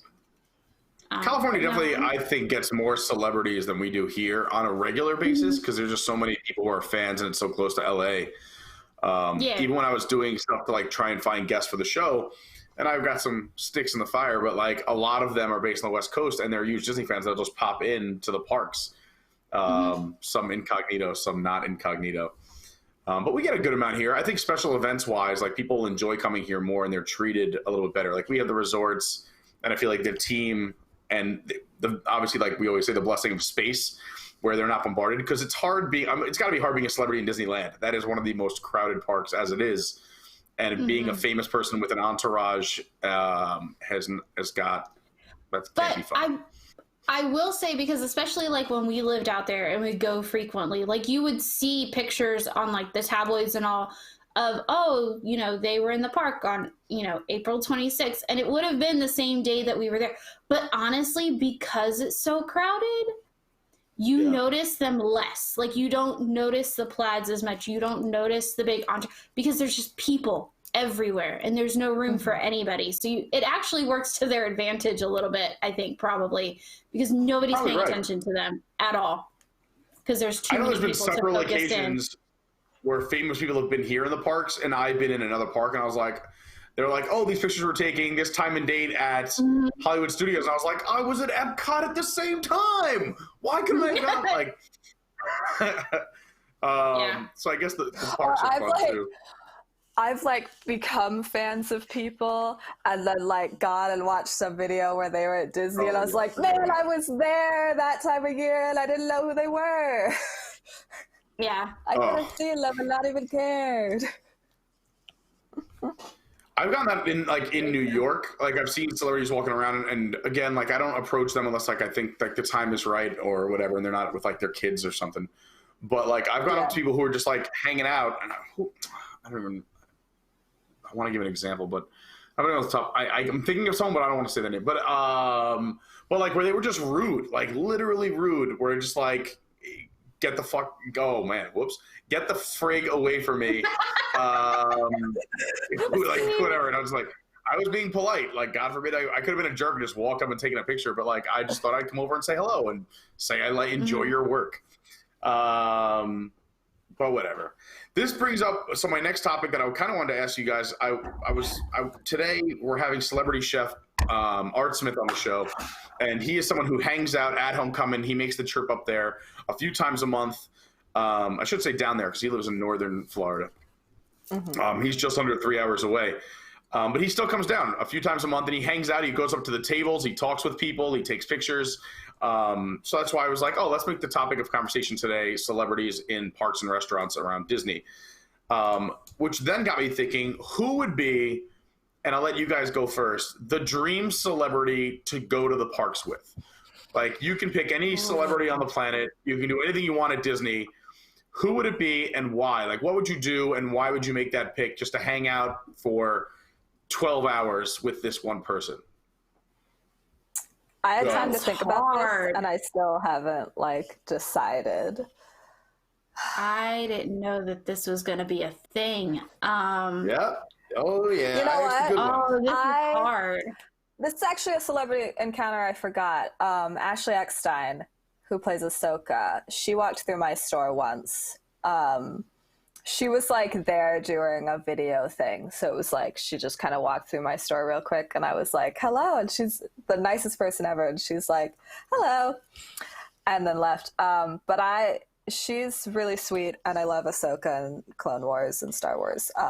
I think I would like to spend a day with her because she also just like loves Disney and she's always posting pictures and videos of her at Disney. Yeah. There's my answer. I don't know. I'll let you think, Ashley. I have two answers, kind of, sort of. So in terms of like Hollywood celebrity, I was going through the list of like who would I want to go there with, like, and then I was thinking like maybe like Tom Hanks because like he's played Walt Disney in a movie. He probably like, and he's worked with Disney Productions and other projects as well. He's one of my acting heroes. It would be really cool to go, but I was like, but I'm too big of a Disney nerd. I think I would like scare him. So I was kind of going through like my Rolodex of Disney celebrities, and I think it would be fun to go through the parks with Stamos, but just him, not his family. And I mean that in the nicest way possible. I want like fun Uncle Jesse. Like I want to grab drinks with Uncle Jesse, and I want to like nerd out about who knows more about stuff, like find out what ride like he goes on and why, or he's like, oh, let's skip that. Or I just think it would be fun to hang out with John Stamos in the parks and just see, because I know he's a Disney nerd. I know he's a fun guy. Yeah. He enjoys. He'll go out for a nice dinner with me. We can crack jokes. He's in good shape. We can hustle up to lines. We probably won't have to because it's Stamos.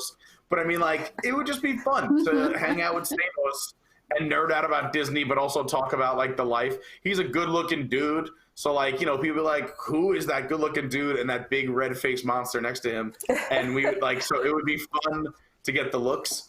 On the other side of the coin, like if I was to choose any one and not like any celebrity, it would probably be someone within Imagineering. Like, I'd have to find somebody and like walk the park with someone who like can tell me why they did every little thing, what this detail means, a funny story about how, well, this wasn't going to be like this. And then one night we were all at a bar drinking and someone said we should do this. And like, that's all the stuff that would like completely make me melt inside. It's like, just give me Disney fun facts and stories about the creation of the parks and why. Here's a different kind of answer. So I edit Dream Finders, the podcast hosted by Nathan. Everybody should go listen to it. And this episode hasn't come out yet, but he spoke to David Danapor, who is now I can't remember the character's name, but the guy who opens Flight of Passage. Who's like, and Flood. Yes. And he was also in like one of the last episodes of The Good Place, if anybody watches The Good Place. But he hasn't been there. He hasn't ridden the ride and he hasn't seen it. I'm like, I would love to. That's so weird. I'm sorry. Yeah. That's a good one. I would love to go on Rock and Roller Coaster with Steven Tyler. Like, I think that would be fun. Yeah. Going on that would be any attraction with a person who's on the attraction would be great. I would love to go to Walt Disney Presents with Walt Disney. It would be fun, Yeah. if only Star-Lord with Chris Pratt. Like, he's another one I would love to hang out. Chris Pratt is my spirit animal. Like, him on Parks and Rec reminds me of like me a little bit in like a doofy, fun way. Yes. And like now also like he's like this fun-loving guy. He's getting his life, and now he's like ripped and in shape. He's like an inspiration for guys like me. I love, this is completely off topic, how they addressed it, like when he got in such good shape for that, or for Star-Lord and Jurassic Park and everything. And they're like, what happened? I just stopped drinking beer. You liar. Yeah. No, I kind of believe that. There was for charity, I did no beer till the new year a few years back in December, and I did the whole month of December and it was called no beer to the new year, but I did no alcohol at all. I couldn't have a drop of alcohol, no shot, no wine, no liquor, nothing for the entire month of December, which is tough because I also was going to holiday parties. I was working holiday parties. You have your family, you go to family functions around Christmas and New Year's. And also I couldn't drink on New Year's Eve until midnight. And I ended up raising a bunch of money for charity. It was great. I think I raised somewhere around like $5,000 for charity, which was really cool. But I lost 26 pounds that month. Like, I didn't go to the gym that much more, maybe 1 or 2 more times than I normally would have. 26 pounds off my body in 1 month from just not drinking it. So when Chris Pratt said, I just stopped drinking beer, I'm like, besides having a personal trainer, he put on muscle too. But I can kind of believe it. Like, if you drink, and craft beer is full of calories. Wow. That's fair. Now, as someone who doesn't drink beer, how do I still do that? I was gonna say, because I'm kind of a brat when I like liquor. No beer. No doubt. Wine occasionally, but I don't drink much because there's something wrong with my liver that doctors don't know what it is. They're just like, your liver function is high, so be careful with that. And I'm like, cool, okay. I do drink sometimes, but hey, you got to know your body. I'm the opposite with certain prescription drugs. Like, when I go to the doctor, I pretty much don't take prescriptions for anything because of my body. I also don't process them well, so I have to take dangerously high amounts. My liver or my body just needs more of everything for some reason. Even I broke my ankle. Quick story. Broke my ankle. Had to go to get it set, and then you have to let the swelling go down before they can operate on it. Yeah. So after I broke it, went to the ER. They had to reset it. They're basically like, all right, we're going to give you a shot of lidocaine. Didn't work. They're like, all right, we're going to give you another shot. They give me a third one. And they're like, you shouldn't be able to feel your toes. I'm like, I feel everything. And they're like, all right, look away. And they were like, which toe is this? I'm like, big toe, pinky toe, middle toe. And they're like, wow. They're like, we can't legally give you anything more. So they like gave me a towel to bite down on, and I had to like grab my foot, reset my ankle. It was awful. So then fast forward to the operation, like a few weeks later, the anesthesiologist is like, all right, we're going to knock you out. Because I had shattered it on both sides. Like, it was just holding on like this. So to go into the guy's like, listen, like, are you allergic to anything? I'm like, I'm not allergic, but it takes me a little bit more than the average person. That's all I'm going to say. So he gives me the anesthesia, and he's like, you're going to be knocked out in like 5 minutes. Anything else you want to like do or say? I'm like, no. So it comes back in 5 minutes, expecting me, I guess, to like be passed out. And I'm like, what's up? And he's like, you don't feel anything? He's like, you don't feel like, he's like, do you know the feeling of being a little buzzed? I'm like, haha, do I know that feeling? I'm like, no, but I don't feel it. So he gives me another like dose, and he's like, do you feel anything at all? And I'm like, listen, man, I don't feel anything. He's like, you're an anomaly. So he's like, all right, we're going to have to like mask you once we get in there. So like they had to like roll me in awake and then mask me, knock me out. They're like, count backwards. I'm like, 100, 99, 98. I was out. I wake up mid-operation 20 minutes later. Like up, and I'm like, whoa! And they like slam me on the table, hit me with the mask. They're like, count backwards. I'm like, 99, 98. And I was out. So yeah, I that's a long story just going off of how your body answers. I think everyone's got a body. My greatest fear. It's completely off topic. Go ahead. Well, it happened to a girlfriend of mine. She has the same problem. She has a very bad back. And so she's had to take over the years many medications for that and has built up, I guess, a high tolerance to those medications. And she had to go in for a C-section, and they did not give her enough drugs. Oh, no. So she had to feel like it didn't work. None of it worked. And so like, well, we don't have a choice because we've already given you everything and the baby's coming. So bite down on this wooden spoon. Sorry. Here's a shot of Jameson. Good luck. Yeah, it was, I feel so bad for her. It was terrifying. I woke up briefly while having my wisdom teeth taken out, but I didn't feel anything, and then they just like knocked me back out. Like I just remember like opening my eyes and seeing lights and people, and then it was like, good night. I have a super high tolerance for pain too, so like I didn't mind it, but like this was like the worst pain. Like put it this way, when I was at the dentist, I got a root canal. My dentist or whoever was doing the root canal said to me like, we've never had someone fall asleep without gas and just sleep through their entire root canal. I just was so tired. I just fell asleep. The guy was legit drilling in my mouth, and I woke up when it was all over.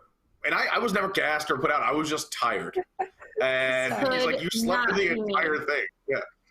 He's like, we just propped your mouth open.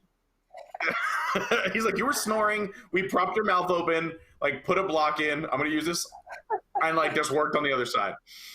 I have a fake hamburger. I had a lot of cavities as a kid, and when like I'd get them filled and stuff, I would refuse to get the like Novocaine shot because I was like, I don't want a shot. So I would just like, you know, feel it, but like that was less freaky to me. And like dentists up until like I was in my 20s would still be like, wow, you're so well behaved. And I'm like, I'm 17. Like people still biting me? Like, if you keep this up, you're gonna get a sticker. Yeah, they're like, you're like so much better than all our other patients. And I'm like, do you have adults who are like freaking out? Okay. But yeah, I was just like, I did not squirm around. I was like, let's get this over with. I like that. My mom, I didn't realize you were supposed to change doctors. Like I went to a pediatrician, I think, until I was like 17. And then I was like, why am I the only person in high school in this entire waiting room? Like there's kids like playing with toys on the floor. And granted, I love a good toy set. So, you know, I'm going to play. But yeah, eventually I'm like, oh, I have to go to an adult doctor now. I'm not a child anymore. Oh, okay, cool. Mm-hmm. All right, Ashley, you never answered. So come on and pick a celebrity. Who do you want to go to the party? Honestly, I was struggling to think of somebody, but I really do think I would love to go with Chris Pratt. He just seems like he would be a very fun person. He's a good Disney fan. I don't think I would scare him because he seems very like wants to know Disney knowledge but doesn't have a lot of it, so it'd probably be a fun conversation telling him stories about all the stuff that we know. So yeah, I choose Chris Pratt. It's a great pick. Mm-hmm. Plus it would be fun to like, I would want to go with Chris Pratt like during Awesome Mix Live and just like hang out in the crowd at Epcot.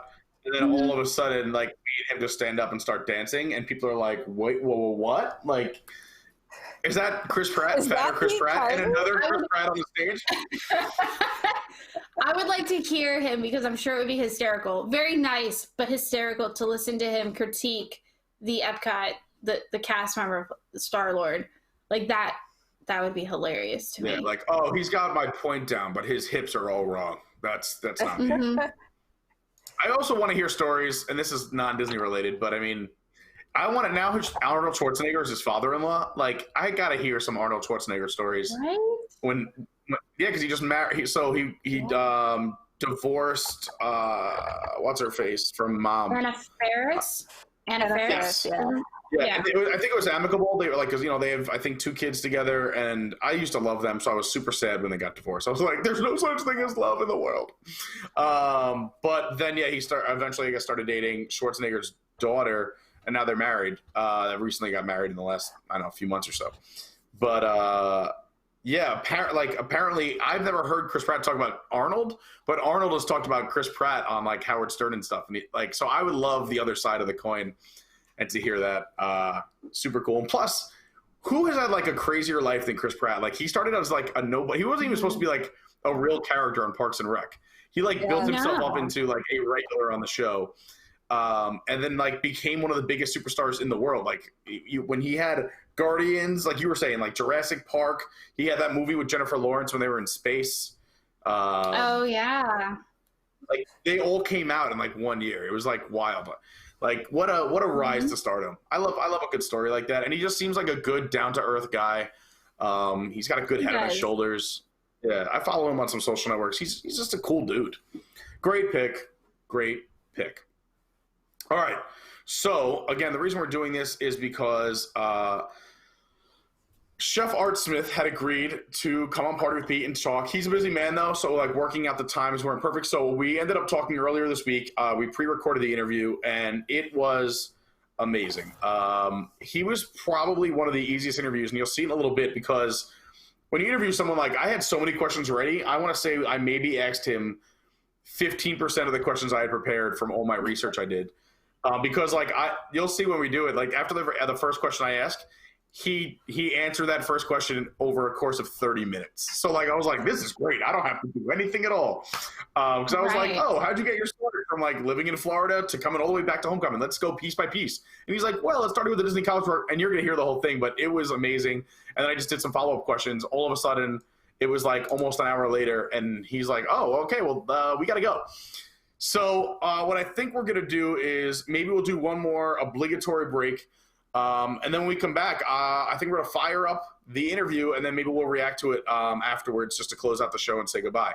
So I'll give everyone a quick chance to go run, refill your beverages at home, have a potty break if you need one, because you do not want to miss my sit-down with Chef Art Smith of Homecoming. He was Oprah's personal chef, friends with Barack and Michelle Obama, cooked on yachts. This all started by winning a baking competition. Like, the story is insane. You don't want to miss it. So let's take a quick 5. When I come back, we're doing a full, all-inclusive, long interview with Chef Art Smith. Stick around. We'll be right back.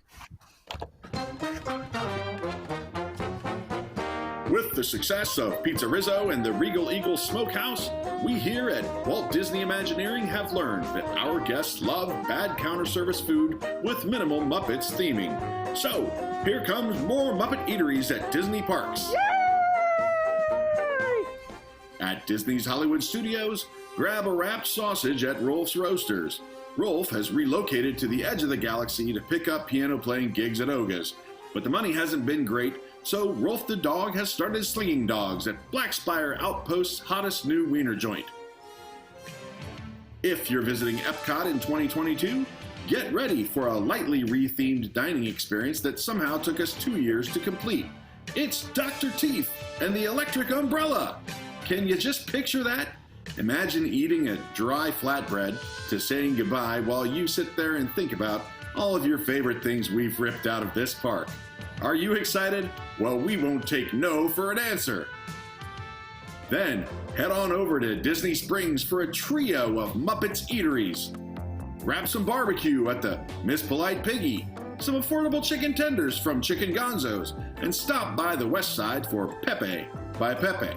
And no, not Jose Andres. Come have a sandwich, okay? And at Disney's Animal Kingdom, our most popular concept is getting a second home. Be sure to visit Pizzafari after we finish converting it into Pizza Rizzo 2.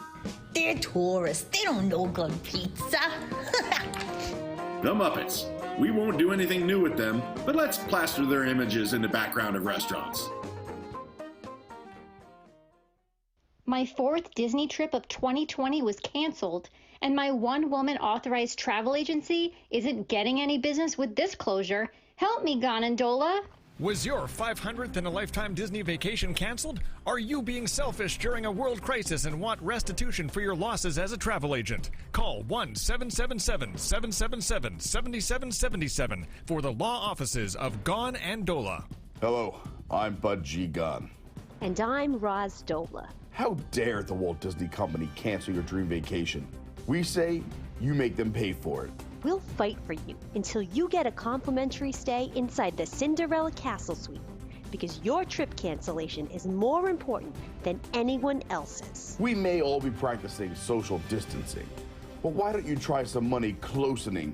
We'll even get you some extra fast passes. It's going to be so busy when the parks reopen that you're going to need them. Do you even believe what you're saying anymore? Nope. Ganondola also handle wrongful termination cases for CEOs appointed just before a global crisis, where the former CEO knew it was coming. Call 1-777-777-7777 for you to get the justice you don't actually need right now. Nearly everyone loves Italian food, but those people who love a true, authentic Italian come to me at a Tony's Town Square Cafe.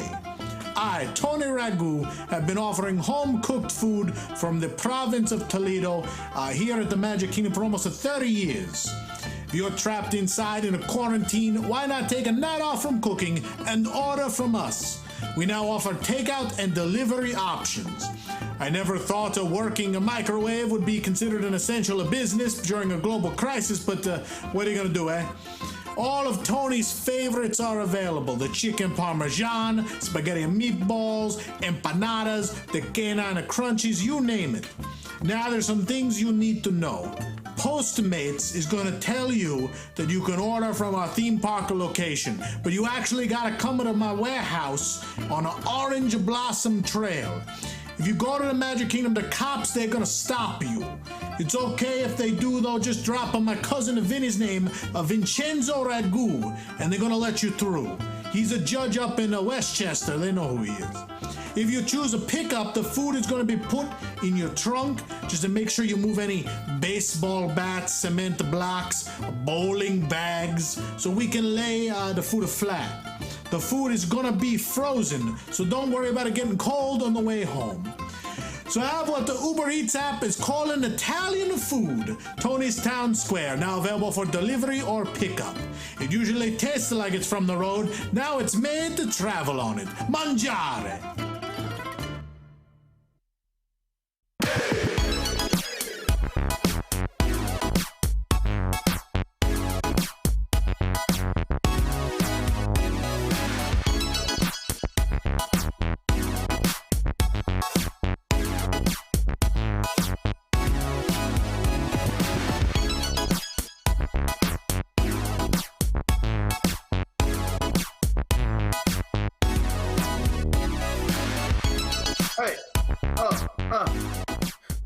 It's party with Pete. It's party with Pete. We're back. Thanks for sticking around, everybody. We are approaching our third and final hour. It's about 12:40 here. And before we're about to jump into our interview with Art Smith, have you eaten at Homecoming, Shannon? Oh, yeah, many times. It's one of my favorites. I just love fried chicken. And I love the fried chicken there. So I ate there first time when I was in my internship when we filmed there. Like, we filmed before it opened for the day, and so then we just stayed for lunch. And awesome. Then, yeah, I've eaten there a few other times because I take family there. So I like one or two other times when I've eaten there, he's been there and he's come to the table, which is very cool. Yeah, it's super cool. I love that that he's actually there because like you go to a lot of these celebrity restaurants, and again, growing up in New York City, like you know, celebrities open restaurants, so they're partners in restaurants, and like they're never there, just their name is slapped on it, or like they had nothing to do with it, they're just a partner in it. But he legit goes to the restaurant. He helped conceptualize it. You'll hear in the interview, like I love like his. If you walk in, for those who haven't been, there are pictures on the wall of him from like his Disney college program, of like his grandfather who was a moonshiner. Like they have moonshine cocktails when you go in. Like, so the deal with this is you can get these water bottles when you're in there, and I forget how much they are, but basically it's like half the price to refill, so you could take them back, which is hysterical because I've had this now for like 3 years. I've never brought it back since the night I bought it. Like I was like, they're gonna lose money on me. I got this. Plus, like they take Tables in Wonderland, which is 20% off food and alcohol, which again, Disney is losing money on me. And I literally never remember to bring this back to the restaurant. But I really love this. I love the Shine On Art Smith Homecoming Cafe. So right before I jump into it, I just figure I'll give you guys a little bit of background on him. Obviously, I don't say his resume to him. He'll talk about a lot of these things, but he was born right here in Florida, up in Jasper, which is right on the north border by Georgia. He went to FSU. From there, well, he'll tell the story of how he kind of like got into the Disney internship program. Yeah, FSU, woo! And then from there, like, he kind of bounced around, and you'll hear all of this in the interview. But I think what put him on the map was becoming Oprah's personal chef. And that's got, I mean, talk about a game changer. And that was in her prime. This is like when she was on the air, like the queen of the world, like had her show on daytime. And then he talks about it too, like ended up cooking. Well, before Oprah even, he was cooking for the governor of Florida, 2 different governors, Jeb Bush and who was the other one? Oh God, I don't remember. But two Florida governors ended up cooking for royalty and other presidents around the world, like the King of Sweden, people all over Europe, and then he ended up cooking on yachts for really rich people, and that's also how he traveled the world. Crazy stuff. What I think is really interesting is, so he lived in Chicago when he was working for Oprah. Obviously, that's where she was based out of, and Harpo Studios. That is where he ran into Michelle and Barack, and then he said, "Oh, you're going to be president." And they were like, "What?" Like, this is before he was even considering a run. And so he opened a restaurant in D.C. for Barack, basically. Like, he was like, "Oh, if you're going there, I'm going to go there," which is remarkable. And he still has his restaurants in Chicago and D.C., and the food is really good. I haven't eaten there personally, but I have friends who have eaten it both, and they love the food. Kind of when I was doing my research for this, I had to hit them up. And then came back home to Florida. On top of this, he's written 4 cookbooks. He's won a James Beard Award. He's won Humanitarian of the Year. Let me see. I have it written down over here still from when I did it last time. Yeah, in 2002, he won the James Beard Award for his book, Back to the Table, The Reunion of Food and Family. In 2001, he won the Gourmand World Cookbook Award, which is, like, huge. In 2007, he won another James Beard Award for Humanitarian of the Year. So he gives back a ton. He has a charity called Common Threads. We barely even got to talk about that. We were talking so long about everything else. But he has a nonprofit called Common Threads, and I'll read you basically what it's all about. It teaches children about different cultures through food and art. Common Threads has served over 750 children and served over 2,000 meals every year since 2006. He serves on the board of directors for the Kids Cafe. He does it has a nutrition program. He also whatchamacallit? Anytime he does like a TV appearance, he puts that money towards that. So like when he was on Top Chef Masters, I think he got like 10 grand to do that. That went towards his charity too. So like he's always doing charity work. Now he's moved back to Jasper, Florida. In case people don't know, he is a gay man and he has done tons for the gay community. It's unbelievable what he's done. He actually, I think, in 2008, he was inducted into the Chicago Gay and Lesbian Hall of Fame. I didn't even know there was a Gay and Lesbian Hall of Fame, but good for him for getting into the Hall. Like, good. That's amazing. So his partner is an artist, and they've adopted 5 children, which is crazy. Like, he has all this going on, and then he adds adopting 5 children into your daily life. Had a big diabetes scare. He's dropped 60 pounds, and he's going to run the Walt Disney World Marathon this year. So he's training every day. Yeah, super cool. Went back to Jasper. He's in the process of and so this town is like a very it's not the wealthiest of towns, if you know what I mean. So he's going back to create jobs, kind of rejuvenate the community, and he's come full circle. It's his life story is insane. Like I said, we cover a lot of it here in the interview, but go look up Art Smith and definitely go check out Homecoming. Anything else before we start this thing? I'd rather get your reactions. What? Oh yeah, I asked about his fried chicken. He gives us he gives us the recipe in this interview. So if you have a pen and paper, or if you want to pause the interview and then or rewatch it later, I had to ask him for the recipe for a good fried chicken and what he does at his restaurant. So that's in there as well. Literally the first time I ate mac and cheese. The mac and cheese is good. I should have.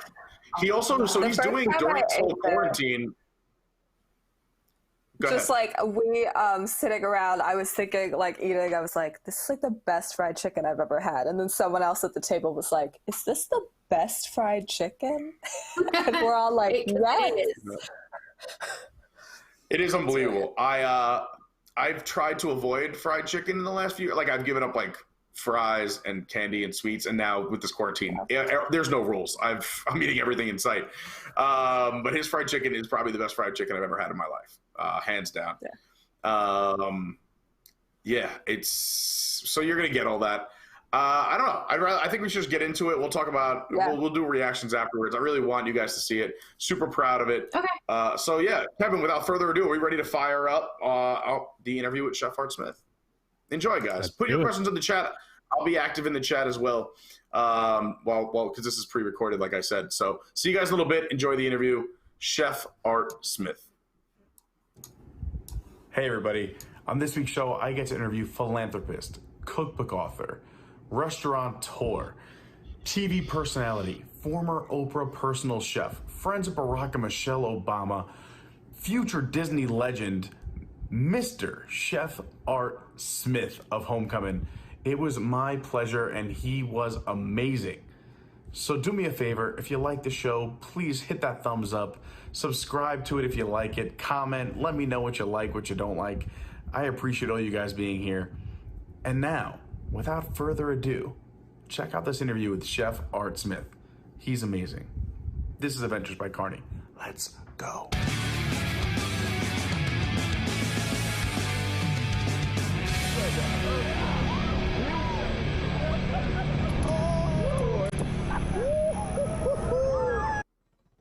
Hey everybody, what is going on? And welcome to another edition of Party with Pete. I have the honor and pleasure of speaking with chef, award-winning, humanitarian, philanthropist, entrepreneur, father of 5, an overall good guy, Chef Art Smith. Thanks so much for joining me today, Chef. Well, it's a pleasure. Thank you. I was super excited when you replied when I reached out.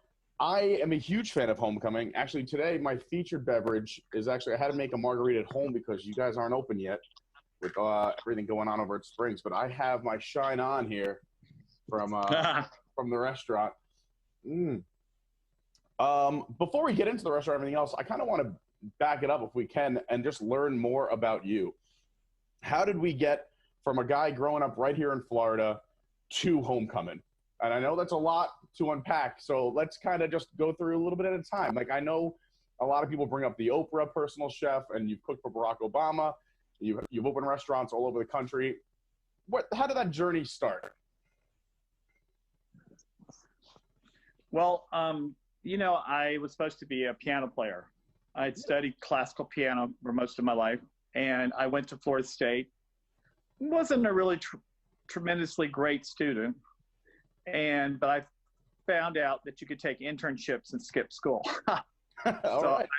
I did an internship at the world famous Greenbrier Hotel, which is a beautiful 5-star hotel, and learned all about 5-star, and I loved that. And I got really intrigued with the bakery and pastry shop, and how I did is very interesting. I mean, I think the whole wide world knows that I'm gay. All right, so. In those days, being gay in the kitchen was tough, and I got bullied, and I don't know if I got bullied because I was gay or I got bullied because I was a university student and I was in a kitchen, and this was a kitchen that was run by former military people, but yet it was very fine, beautiful, beautiful cuisine, but they were really tough. And so I used to hide out in the bakery and pastry shop. And I would hide in there, and the chocolatier named Mark Gray, and Eric Crane was their famous cake maker who had done cakes for all the White House, blah, blah, blah. I would sit and watch them and just be mesmerized. And they said, it's okay, you're hiding here. I don't know how I got away with it and not sent home, but you're going to learn if you're going to be down here. So they started teaching me techniques and chocolate and baking and stuff, and I loved it because I was always very artistic, and I loved using my hands, and I loved sweets and stuff. And so I finished with that, and then I went back to Florida State, and I still was just awful. And so, but yet somehow or another, I'm an actor. I'm a showman. You know what I mean? That's what I do well. I did go to acting school, but I was just that's kind of my thing. And so anyway, Kent Phillips and Barbara Angie from the Walt Disney Company came to visit from Walt Disney World, interviewing for college students. And I interviewed at least 5 times before I got it. And then when I got it, they said, what do you want to do? And I said, I want to work in the bakery. And they said, well, our only bakery is in a place called Central Foods. Don't you want to work in Magic Kingdom? I said, no. I said, I want to bake. I really want to bake. I want to see where all the magic comes from and all the baked goods and all the great stuff they make for the Magic Kingdom. Because in those days, there was no Epcot. There was no Animal Kingdom. There was no, Hollywood Studios. None of that existed. And there was like Buena Vista Village, okay, which is a little village, but that was it, okay? Excuse me. And we'll get back there. Hello. Okay, we back at our little thing here. There we are. Sorry. No worries. There we are. Okay. So anyway, so I used to make like chocolate chip cookies for like thousands and all kinds of stuff and everything. And all I remember, I'd be baking away, and I would be hearing the fireworks, because of where they launched the fireworks was very near where Central Foods was. Okay. And but the greatest thing about Central Foods is that I got to meet all the great chefs of France when they came to plan the French Pavilion. That's cool. Bocuse, Leno, they're all there. And who else would have had that opportunity? Yeah. But my favorite story of all was that they had, there was I don't know if you remember, you probably weren't born, but the paddle wheel, which is now called, it was the old Empress Lily. Okay, yeah. And the Empress Lily was this very fine dining restaurant, 5-star, that had gotten a lot of rewards, and it had a chef from the White House, Hungarian. And anyway, Lily Disney came and christened her. She actually touched it. Wow. I always feel like more credence, more accolades should be given to Lily and the children. Absolutely. Because so much of what we enjoy today came from the inspiration and the love that Walt had for his wife and children. So anyway, and that's always a great.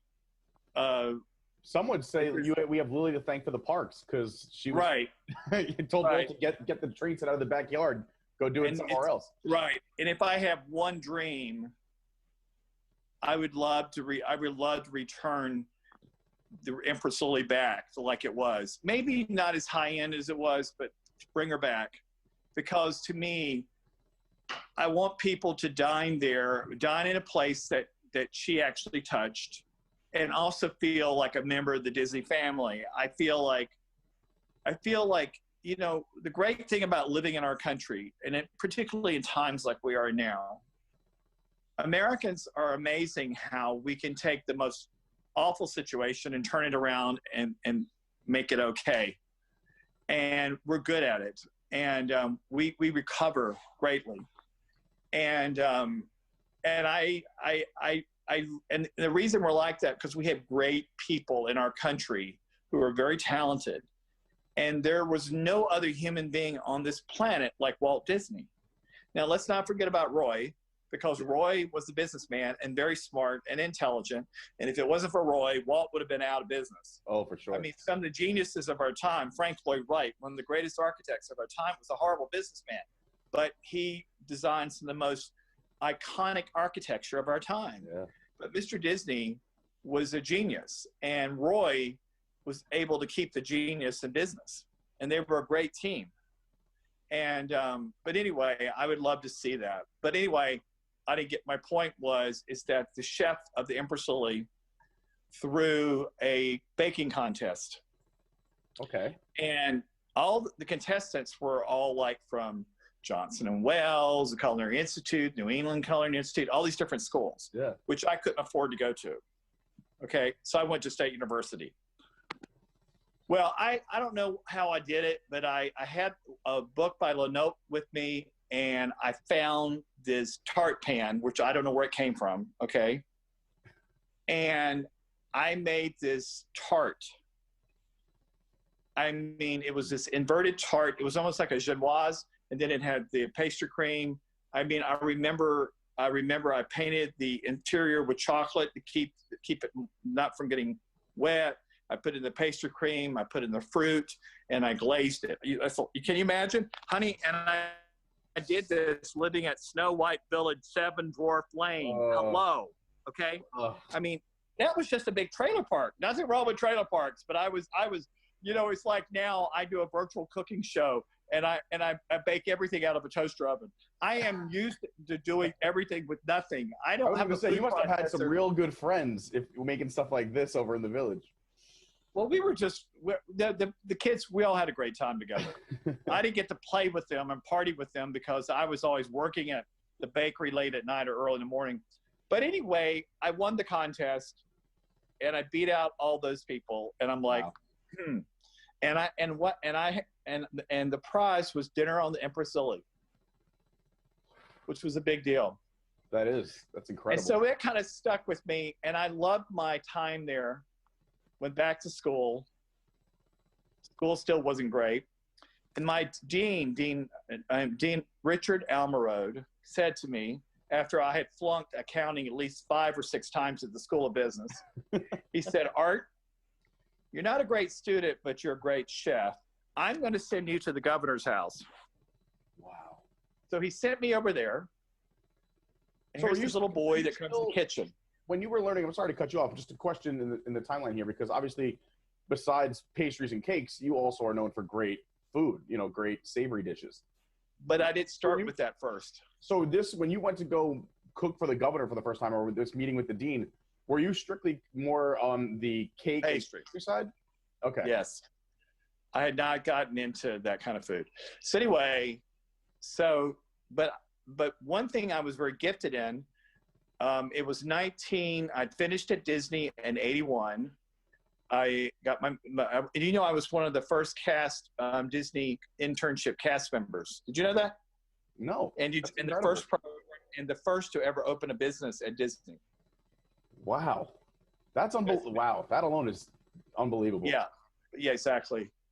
And so I'm very grateful. I didn't know at the time. I didn't know any of this. You know, you go into Homecoming, you can see the picture with my friend from the Jungle Cruise. But anyway, yeah. So I went over there, and here's this little boy going into this. I was not a little boy. I was 22, but I felt like I was about 18. And I went in there, and there were all these wonderful women, and they said, "What you gonna do?" And I said, "Well, I'm gonna help y'all." I said, "You gonna cook?" I said, "No, I'm gonna make it pretty, and I can bake stuff." And this lady, her name was Anella Schomburger. Boy, was she an amazing woman and tough as nails. She said, "Well, Art, this is the governor's house. We don't do hotel-y food. We do home food. We do Florida home food." And I said, "Yes, ma'am." And you know, if I didn't do something right, she said, "Now for future reference." So anyway, this lovely lady who I adore and miss so badly groomed me. And as I was doing that, I was also beefing up on reading Martha Stewart's entertaining book. I love Martha. I later worked for her. Who doesn't but anyway, love Martha? So I started helping them. Here was that little boy that shows up and makes things pretty. You know what I mean? And if he needs to be a cake baked, he can do that too. So anyway, Anella had come, you know, she loved me, and she said, "Art, we have a special guest coming, and we'd like for you to cook for him." I said, "Well, thank you." And they said, and this is where I learned who my audience is. And the guest was Mikhail Baryshnikov. Wow. The famous ballet dancer and the American Ballet. So I cooked for him. And guess what? Got the job. And what happened in that job, I think I made, this was 1982. I think I made $8,000 or $9,000 a year. Right. And the state was very particular about, I would go shopping and people would look at my cart and say, "Is that what he's eating tonight?" Wow. At Publix. "There's the chef. What's the governor eating?" And so I'll have what he's having. I would write it and write out. So anyway, that was delightful. And if you ever heard of the old saying, well, you know, that people come and steal the chef, And so anyway, is that better for you to see me there? Oh, that's beautiful. Okay, so this guest came for a dinner party, and this was a dinner party where they were trying to gather money to help make the governor's mansion what it should be. The governor's mansion was always nice, but wasn't. And Mrs. Graham, lovely lady, I love her too. She wanted to be the Jacqueline Kennedy of Florida and make the governor's mansion what the White House is today. You know, before the Kennedys got in the White House, it was pretty kind of a shamble. And Mrs. Kennedy is the one that got it gussied up and brought in the French chefs and the food and everything. It was just, it just wasn't special. She made it special. And the only reason why it's special is because Mrs. Kennedy. And Mrs. Kennedy always had a love for history and historical preservation, like Grand Central Station. She saved it. And so anyway, so Adele wanted to do the same thing. So they were having this party, and they're collecting big, big money. And one of the guests says, I need me a chef for my new yacht. And he showed me a picture. I said, oh, that's nice. It's a huge yacht. Yeah. It's like, would you like this job? And I'm like, I'm in a job, sir. He said, well, this job will be ending, but would you like to be a chef on a yacht like this? And of course, I'm thinking like, oh, yeah. You know what I mean? Yeah. And this was in the 80s when people were throwing money around like it was popcorn, okay? Wow. And so, people live large. And so, move my finger there. So, I was telling you, so I said to Mrs. Graham, Mrs. Graham, Mr. Barber wants me to go work on his yacht, and I would really love to go to Europe. And I know we've only got a few months left, and would you allow me? Well, she did, and she let me go, which was sweet. And then I flew to Amsterdam and went out to Monaco Dam where the Lady Alice was being built, which is a huge ship.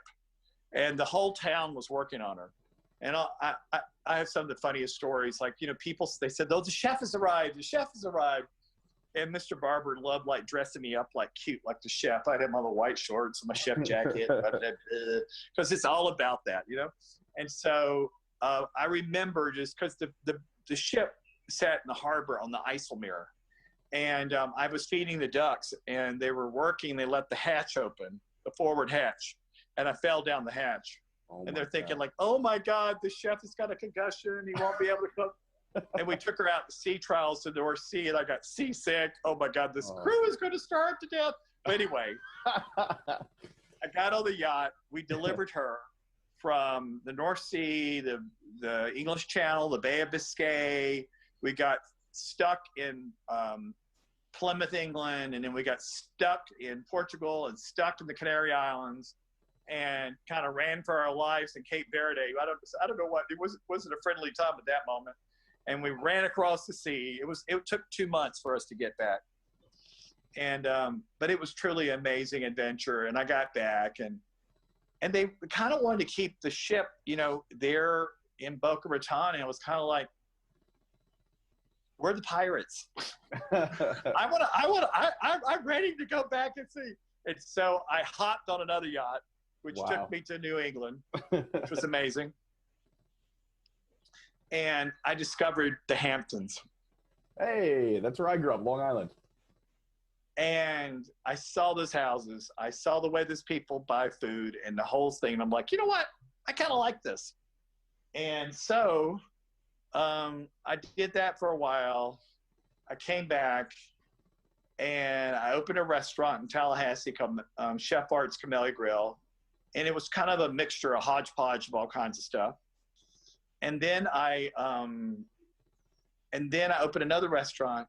And then a friend of the governor's decided that, he built a train that was patterned after the Orient Express. Wow. And there were actually Pullman cars with lilac finishes and all that kind of stuff. And do you ever hear of it, the American European Express train? No, I've never heard of it. I mean, I've heard of the Orient Express, but I can imagine how beautiful it is. It was really beautiful. Yeah. So I became the chef of that train and traveled across the country. and I was Did you based keep the restaurants running at that point, or did you? No, close I the got out of it, Okay. and then I went to when I got to Chicago, I'm always moonlighted a lot. I've always done that. I started teaching at Williams-Sonoma, but there was only one Williams-Sonoma, and that was in the Gold Coast, where all the rich people. So I would teach all these rich people how to cook. And then they would run and buy all the stuff. And Williams-Sonoma loved me for that because, I could sell that stuff. I could sell those spatulas and all that kind of stuff. And Williams-Sonoma called me and said, Martha's looking for a chef. You interested? I said, of course. Yeah. So I started doing parties for Martha. And then I started doing more parties. I did a party, and I remember a dish I made was a cassoulet. And I did it Southern style with like turkey and quail and duck, and I put a cornbread topping on it. And it was really delicious. And this man at the party comes to try it. He says, I know someone that would love this. I said, do you? I'm like thinking everybody loves a chef, whatever. I mean, it's just a big casserole, but it's Chicago. It's freezing outside. It tastes good, okay? It kind of tastes like Thanksgiving in a big casserole, okay? So anyway, I said, who is that? They said, well, that's Andre Walker. And they said, Andre Walker. And I said, yeah. They said, so anyway, they said, well, he's the hairdresser. I said, well, I don't need my hair done. And I keep moving around on the sofa. And so anyway, I forgot about it. They called me to do a party for the Democratic caucus on the Hill that Bob Graham was hosting. I did the party, and so I did the party, and I checked my answer machine, and the answer machine said, "Come to Harpo and make lunch." I'm like, Harpo, Oprah. And so I did, and anyway, I did that, and I didn't meet her. And I made a Florida-style lunch, and I made little key lime tarts. I made a paella. There's like there's this junior league recipe that I love is paella salad. I made that. It's some great. It was really nice. And she loved it all. And then I kept going there, but I never met her. I just made lunch. Yeah. And then finally I got a call from Harpo saying she'd like to meet you. I'm like, oh God, what have I done? I thought I poisoned her. And so I go over there, and she's in her dressing room, and she says, Art, do you know a chef? I'm like, kind of, yeah, I kind of do know a chef. They said, me. And they said, well, Art, you don't have time to do this. And I said, of course I do. You're the queen. Yeah. So she hired me on the spot to be her chef. Wow. And so we got on this great adventure. I'd fly on the jet to different places where we were at and cook for amazing people like Nelson Mandela, and then opened a school in Africa. Oh my and God. 2000, I was at Fisher Island with her making, it was New Year's Day, and I was making breakfast, and I said, Miss Winfrey, I want to write a book. She said, oh no. And I said, yeah, I think this is good. I want to write a book about coming back to the table. I said, I think it's really important.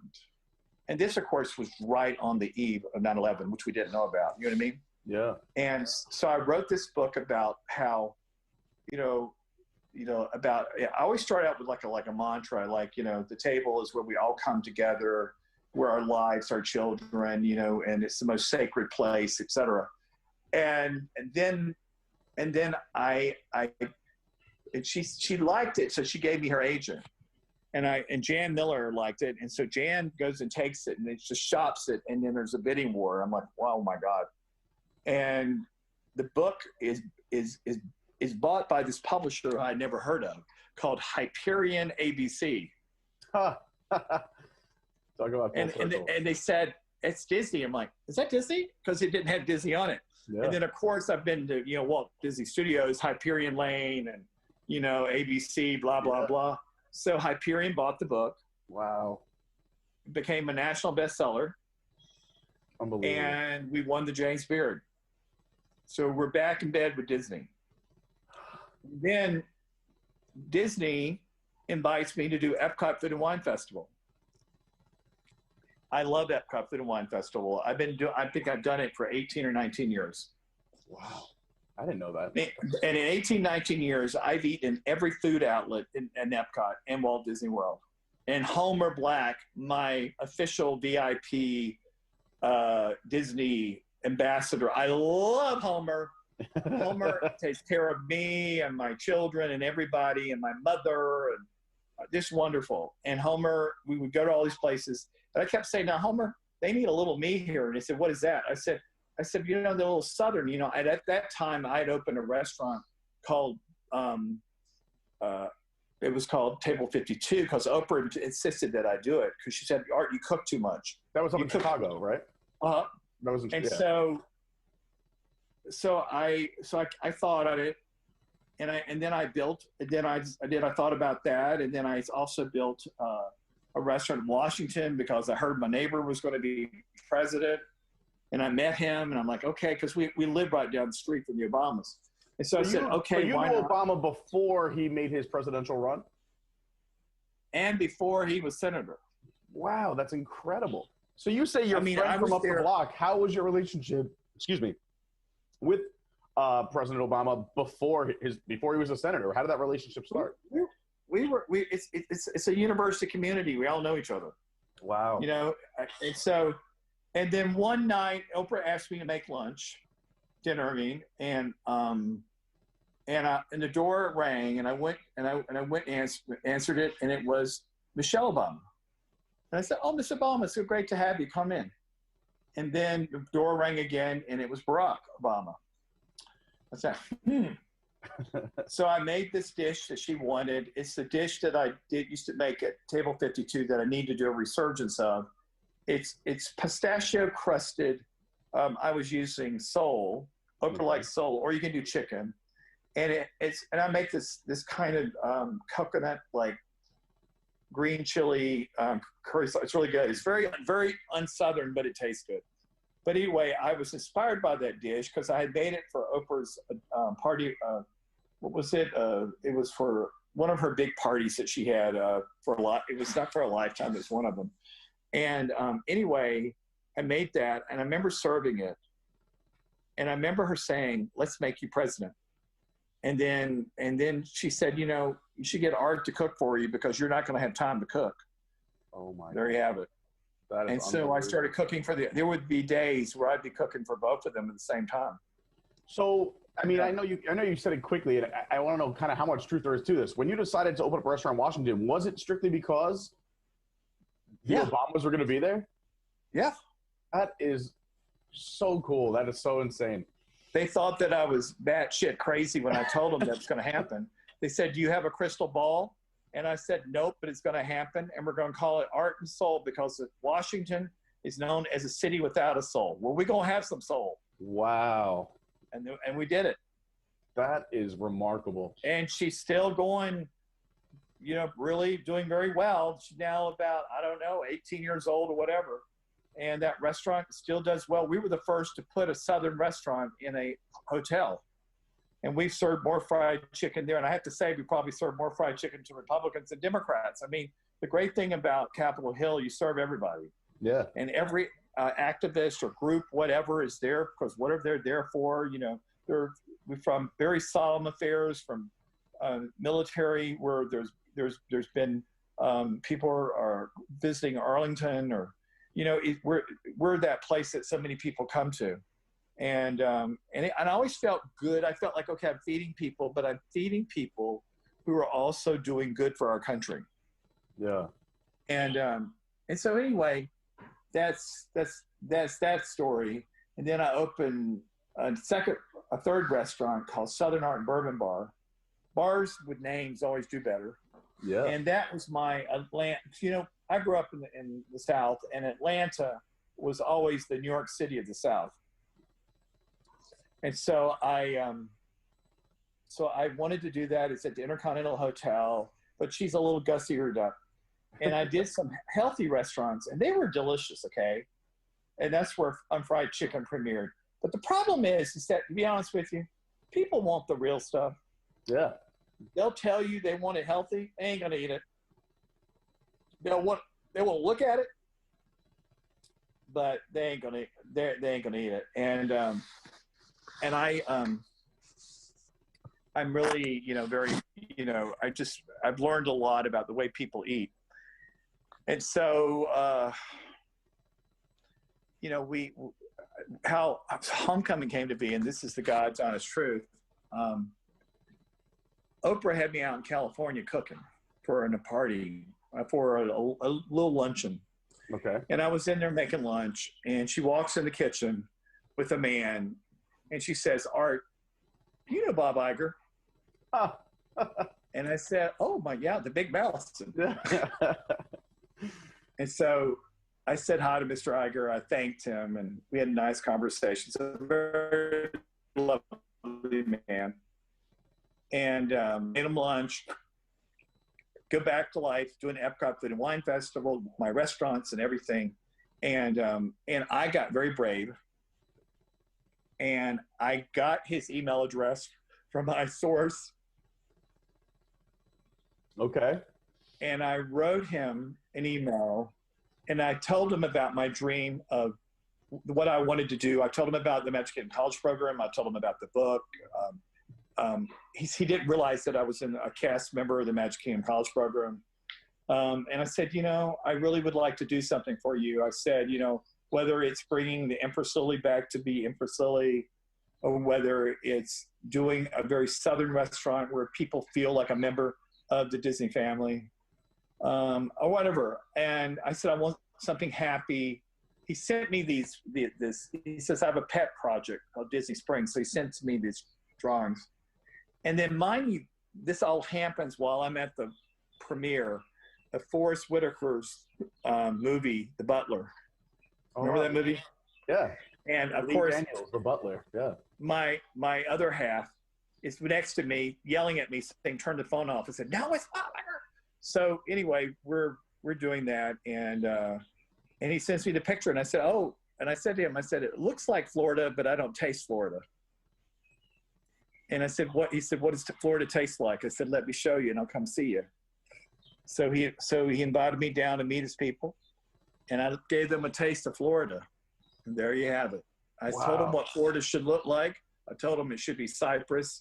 We went through all this, and then they matched me up with these wonderful partners, Guy, Rebel, and Mark of Splitsville, and together we created something that is wonderful that people love. They are absolutely the most amazing partners when it comes to picking out the team of people. The cast members there are amazing.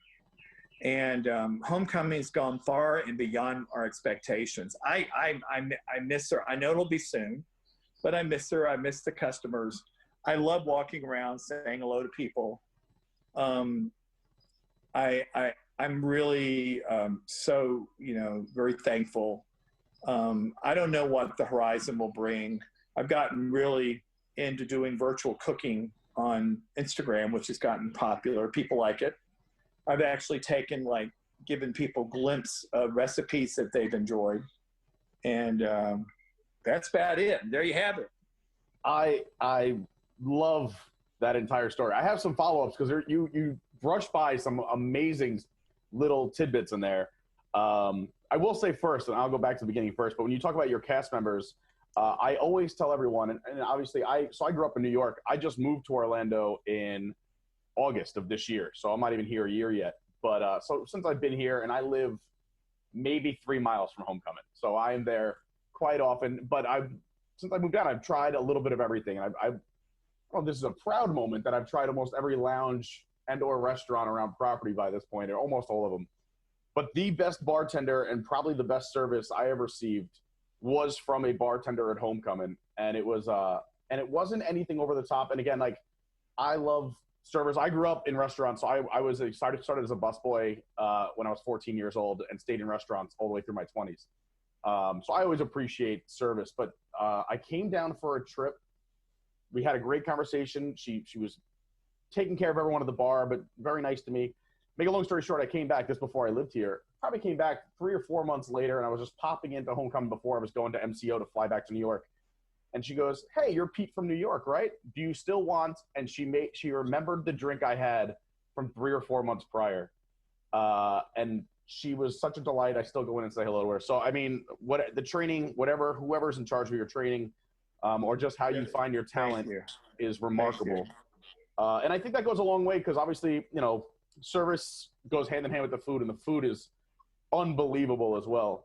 I didn't want to jump into homecoming yet, but I mean, I think you ending on it, it is a real pride and joy. It's a real special spot.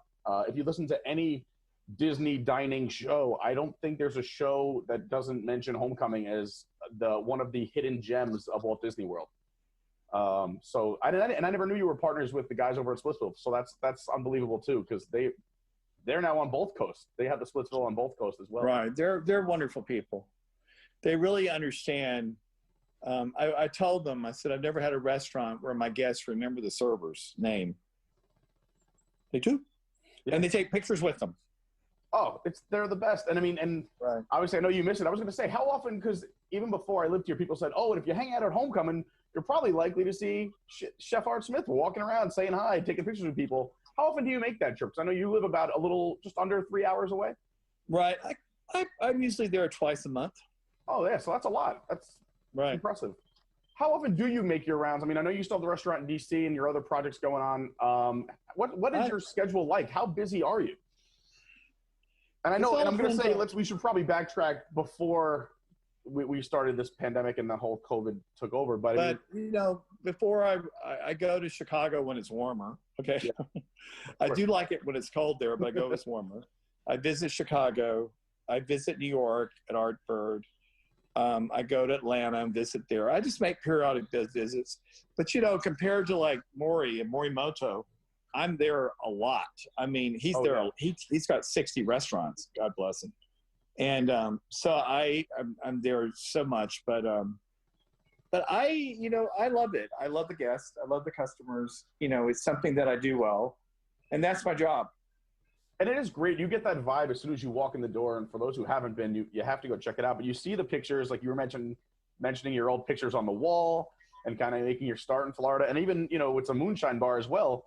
And your family has a history in that too. It was, I believe, your grandfather? Yeah, my great-grandfather was a moonshiner. But I tell you, he he drank more than he made. All right, so I'm going to go back and I have a couple follow-ups. So your major in college, you said you weren't a culinary guy. What did you end up graduating with? Well, when I started for the governor, I quit. So, okay. But when you get a little sparkly and famous, you get honorarium. So I've got the first master's in business ever given in 130-something years in Florida State history. Wow. And then I got an honorarium and a doctorate. Can you believe that one? From Johnson & Wells. And wow. You know, I'm very proud that I attended the schools because they taught me a lot, and I used those as a great place to launch myself, and they believed in me. You know, I took a different path, but the path I took worked. And it's an unbelievable path, and it was one of my follow-ups too, is that, like, do you think a lot of your story comes from right place at the right time? Like, if it wasn't for your dean saying, hey, you should go cook for the governor, and if it wasn't for, hey, let's go jump on this yacht, and then, hey, you should go up to Chicago. I think there is truth to right time, right place, but I think you have to make the place, and you also have to take the time to notice things, because a lot of things pass people. More like creating your own luck. Exactly. You do. Yeah. So, I mean, you talked about, obviously, and I want to go back to the cakes too, because there was a great New York Times article almost 2 years ago to the last month or this month, when it was right before you opened Homecoming and right when you were going back to Jasper, and you know, you're going to set up the plant and the facility and making cakes, and really creating jobs. Right. How has that been the last 2 years? Because there hasn't been any really follow up on that, and I'm super curious. Well, we couldn't get the big facility launched yet. So with a friend, this is something else I've learned. I can't do everything. Of course, I can't imagine how you do what you do. As it is. So a friend of mine, a family friend of mine, she opened a wonderful cafe called the Hatley Street Cafe, and she is now baking all kinds of amazing cakes. And what's great about it is that people locally can have homemade cake, and they also can have hummingbird cake. I would like to do something on a larger scale, but I don't think it's the time yet, and I think it will come. You know, it's like, you know, you've looked at all the dreams when they were Imagineers, when they were planning the parks, what got built, what not got built. I think that's kind of how life is. You just have enough plans that enough that gets done, and then you have that gets put on the side. But I'm going to do it. I'm just going to have to. It's going to have to reveal itself and be the right partners, the right time to do it. Yeah, and kind of like you said with the Imagineering, a lot of those things, when they do get put on the shelf, they kind of get taken back off that shelf a few years later and say, now this will. Now it's time. Because I think that's the great thing about the Walt Disney Company is that they have really good timing. And, you know, I grew up in a time when they always said, if only Disney ran the country. You know what I mean? And you know, and I also think that they through this horrific thing we've been through, this pandemic, you know, they will come back beautifully. And you know, and I still believe in the magic. And I think there are a lot of people, a lot of cast members that are out there. They're ready, and they're great at what they do and the magic that they create. And you know, we'll be fine.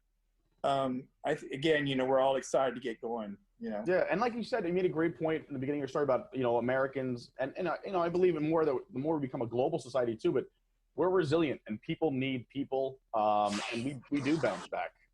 Well, yeah.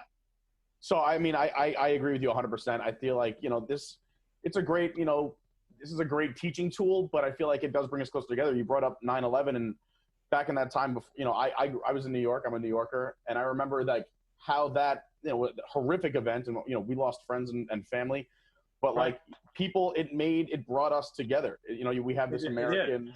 Yeah. I was there. I mean, I went after and baked cookies and stuff for the rescue workers, and it's still one of the most polarizing events of my life. I'm remembering, you know, of something like this. It's incredible.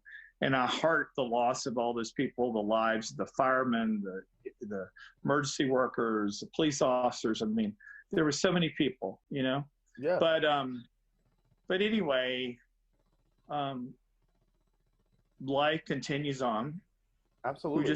We just have to be smarter, protect ourselves, and you know, we'll get there. Yeah, I mean, and work together as a people, and I feel like that, you know, right. That's why it's such a brilliant book, your first book, you know, Back to the Table, you know, come together. So I do have a question. We've talked about, when did you end up making this switch from, because you know, you were in the pastry or dessert sweet world. When did you go to savory? Because your food is, I mean, on both sides is so delicious. So with that background and more of the sweets, how did you transition? When I started working at the governor's house, I started doing dinner parties, and I had to learn. And my favorite teacher was Julia Child. Did you meet her as well? Yes, I met her in Santa Barbara when she was still alive. Wow. I remember I made her a tomato pie. She loved it. What's that like, meeting your heroes? Because you said too, like Martha Stewart was a big inspiration. Then you met Martha, and I'm sure you've met almost everyone now in the food world. You're a celebrity chef yourself. What is that like? The people that you had their cookbooks, and now you're hanging out, rubbing elbows, or even preparing food for them.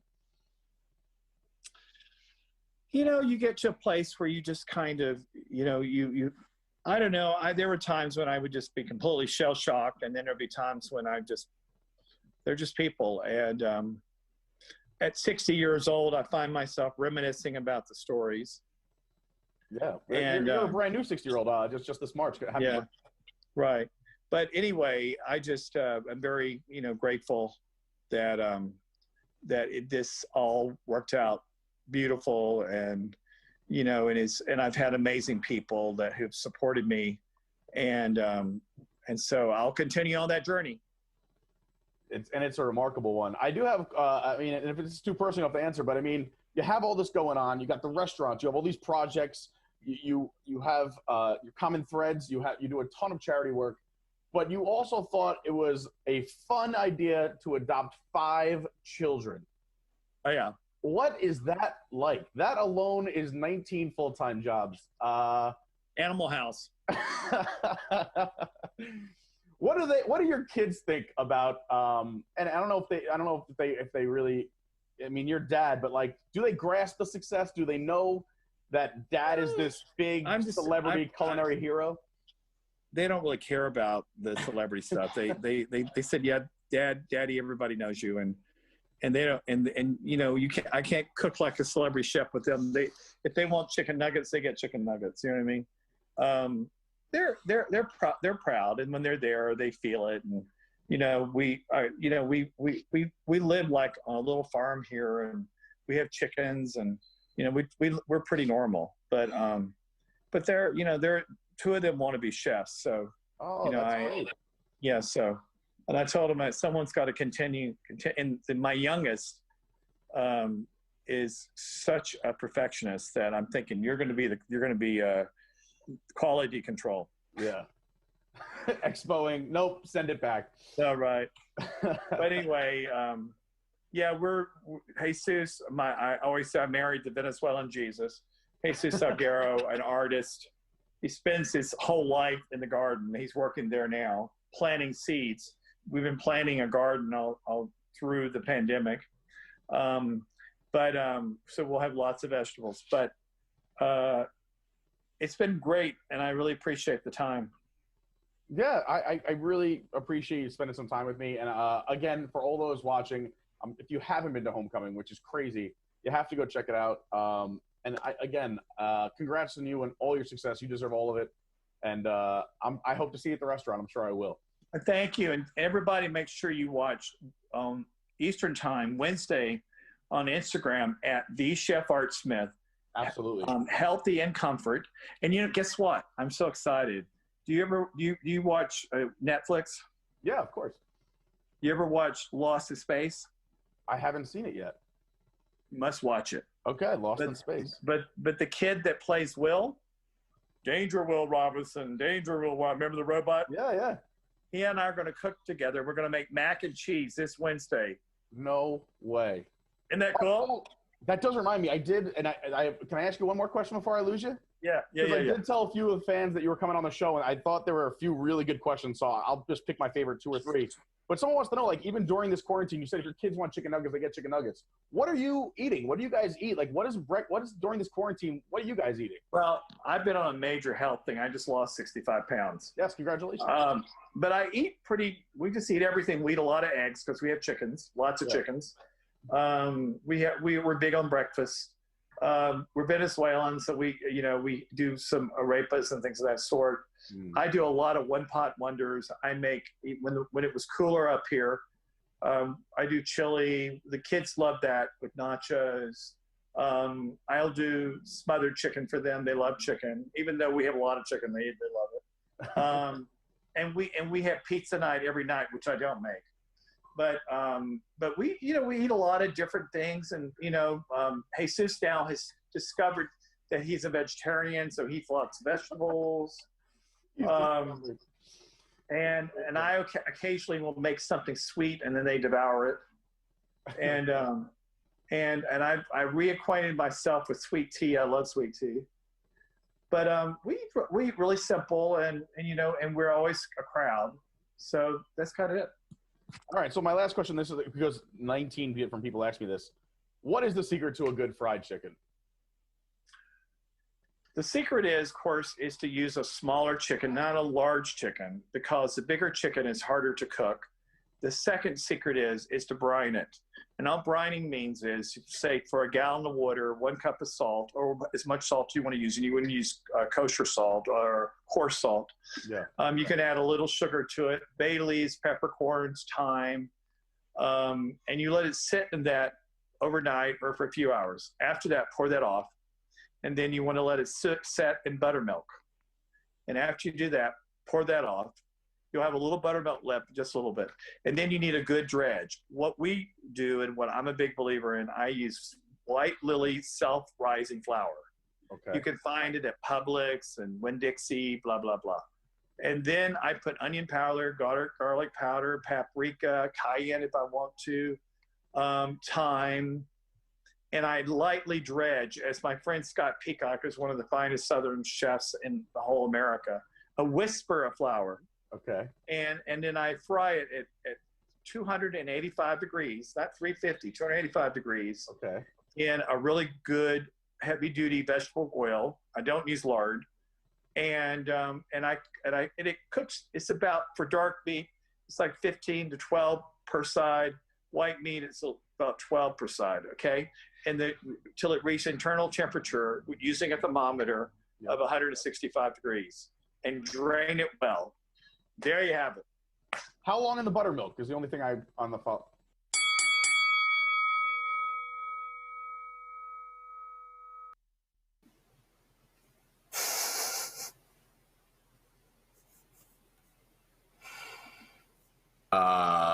Kevin? Kevin? That was weird. That was weird. And there was a bell noise. Is that the death badge? What just happened? Was that we're out of time? Like that was me breaking everything. That was me typing on my keyboard thinking I was in a different window. So let me cut back. Oh. There's only like 2 minutes left. It's like so he was getting to the secret. What? Let me cut back over. That was if it was gonna break somewhere. If you go to my Instagram and if you go to my IGTV, there is actually a video on how to make it. Okay? There you go. So everyone go check out his Instagram. Plus, I can't wait. Everyone go watch the virtual cooking. Yeah. Please tell everybody to go like my page and join, and I think you'll enjoy it very much. Thank you. And one more thing before I leave, I was going to tell you, I'm going to run the Walt Disney World Marathon. I'm already practicing. And like I said, I'm down 165 pounds. I'm running 3 miles a day. Look out. I can't wait. You have more guts than me. I signed up for a 10K at Disney this year, and that's a big deal for me. So I give you do it. Holy cow. Good luck. Okay. Well, thank you so much. Thanks so much, Chef. Really appreciate your time. Have a great day. Pleasure. Bye-bye. Bye-bye. All right. And there you have it. Yeah, so just the story on that, since it's a party and everybody will get a kick. I was typing in our internal video call to tell them there was 60 seconds left. Well, 6 is the number for the bell on my keyboard. So once I started pressing buttons, then everything over in this window was happening. So sorry for that, everybody. You actually summoned me. I thought it was a Disney death match. I was like, ooh, I better get on. Yeah, that's a good little wake-up call. I'm like, oh, I knew it was close to ending, but I was like, woo. Yeah, so all right. I don't know if the 7 would have been better. The horn is fun. The horn is fun. Well, there you have it. We went all in. It was great. We didn't really set a time. I threw around maybe we should talk for around 30 minutes, and we ended up talking for 50. I edited that down a little bit, but around 55 minutes. I love Art Smith. He's the nicest guy ever. Yeah. Yeah. I really want mac and cheese, but yeah. So that was yesterday. So if you go to his Instagram page at the Chef Art Smith. It's still there. So that was yesterday's show. So if you want to go learn how to make mac and cheese the Art Smith way, which is delicious, you can go check out his Insta for sure. What else? Thoughts? Did we learn anything new? About fried chicken. Yeah. Use a small chicken. By the way, it's nice to have Eric here, by the way. We didn't see you in the beginning of the video. So Eric Morton's here, everybody. There he is. Hey, I'm always happy. Oh, it's crazy, but I got to take a lunch break, and I figured I'd check in with the party. I appreciate you stopping by. Looks like the party's going well. Yeah, we had a great time. We've had people coming and going. And then, yeah, we were closing out with, I figured we'd close out with Art Smith, so I wanted to do that. And then I left myself around 15 minutes just to say, what did everyone think of Art Smith? And then we got to go our merry way because tonight is WDW News Tonight. And I realize I haven't plugged our upcoming shows, so now's a great time to do that. So I don't know if we have a graphic, Kevin, but coming up tonight, we have WDW News Tonight at 9. Look, there he is. One of our flagship shows. It's so much fun. I don't know if you missed last week when we did the Great Movie Ride episode, but it was one of the best. And who knows what is in store for tonight. So you want to tune in. Tomorrow at 11 a.m., we have Colleen's Craft Corner. And I don't know if you knew this, but this weekend is Mother's Day. So you may want to grab some supplies and make your mother something. It's Mother's Day in the U.S. Other countries do have different Mother's Day. In other countries, they don't celebrate mothers. It's just their duty to raise children. But yeah, Mother's Day is this weekend, and with this whole COVID Corona nonsense, why not make something homemade? So definitely tune into Colleen's Craft Corner. If you're wondering what supplies you need, you can check out WDWNT.com. Friday night at 9 o'clock, we have the Muppets at Walt Disney World Watch Along. You asked for it, you're getting it. Everyone loves the Muppets. So that's going to be a fun watch along at 9 o'clock on Friday night. Saturday morning, he just showed up, the handsome devil himself. Eric Morton for Locked In with Eric Morton. I'll be on the show again. We're doing more Disney Deathmatch. I just found out what we're doing. There it is. That was subliminal advertising. I liked it. I liked it. Pavlovian response. Amazing battles this weekend, so you do not want to miss Saturday morning at 11 a.m. Locked In with Eric Morton. Saturday night, we're going live for a Deep in the Plus. Deep in the Plus is typically recorded ahead of time, but Rob said, let's do it live. Anything can happen. So tune in 9 o'clock on Saturday night for live Deep in the Plus with Rob Whiteside. And then Sunday night, the show that has taken our website by storm. Everyone's listening. Everyone's loving it. Pressing Issues, hosted by Jason Diffendahl, taking a deep dive into the Disney news stories. Yeah, this show has taken off. Everyone loves it. Make sure you tune in. And then, of course, next Thursday, make sure you're right back here because I will be. And I can't announce the guest yet, but I'm very excited. I have a guest next week that I was making sure 100% confirmed. But if not, I have a backup plan. But either one is a performer at Walt Disney World, and I'm sure you will recognize them. So stay tuned next week. As soon as I find out, I promise I will let you all know. So yeah, as we wind down this party, I want to just again say thank you so much to Chef Art Smith, and thank you for everyone who was in the comments watching along with us.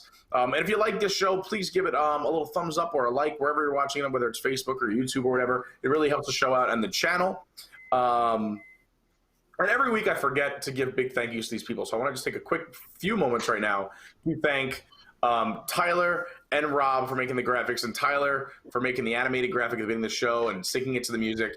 And a huge thank you to Kevin, who every single week runs this show with me, whether you see him or not. He is behind the scenes. He gets here early with me. We go over stuff the night before, and he hangs out before and after and puts all of this together and brings everyone who's coming and going from this crazy party onto the air and off the air. So thank you so much to Kevin. Now that I've gotten all that out of the way, yeah, so let's just go final thoughts with Chef Art Smith. Or Homecoming or anything we talked about today. Let's just do a going around the horn, and we'll shut this party down before the cops show up. I mean, he's just got such an interesting life and so many cool stories. It's just cool to hear. Yeah.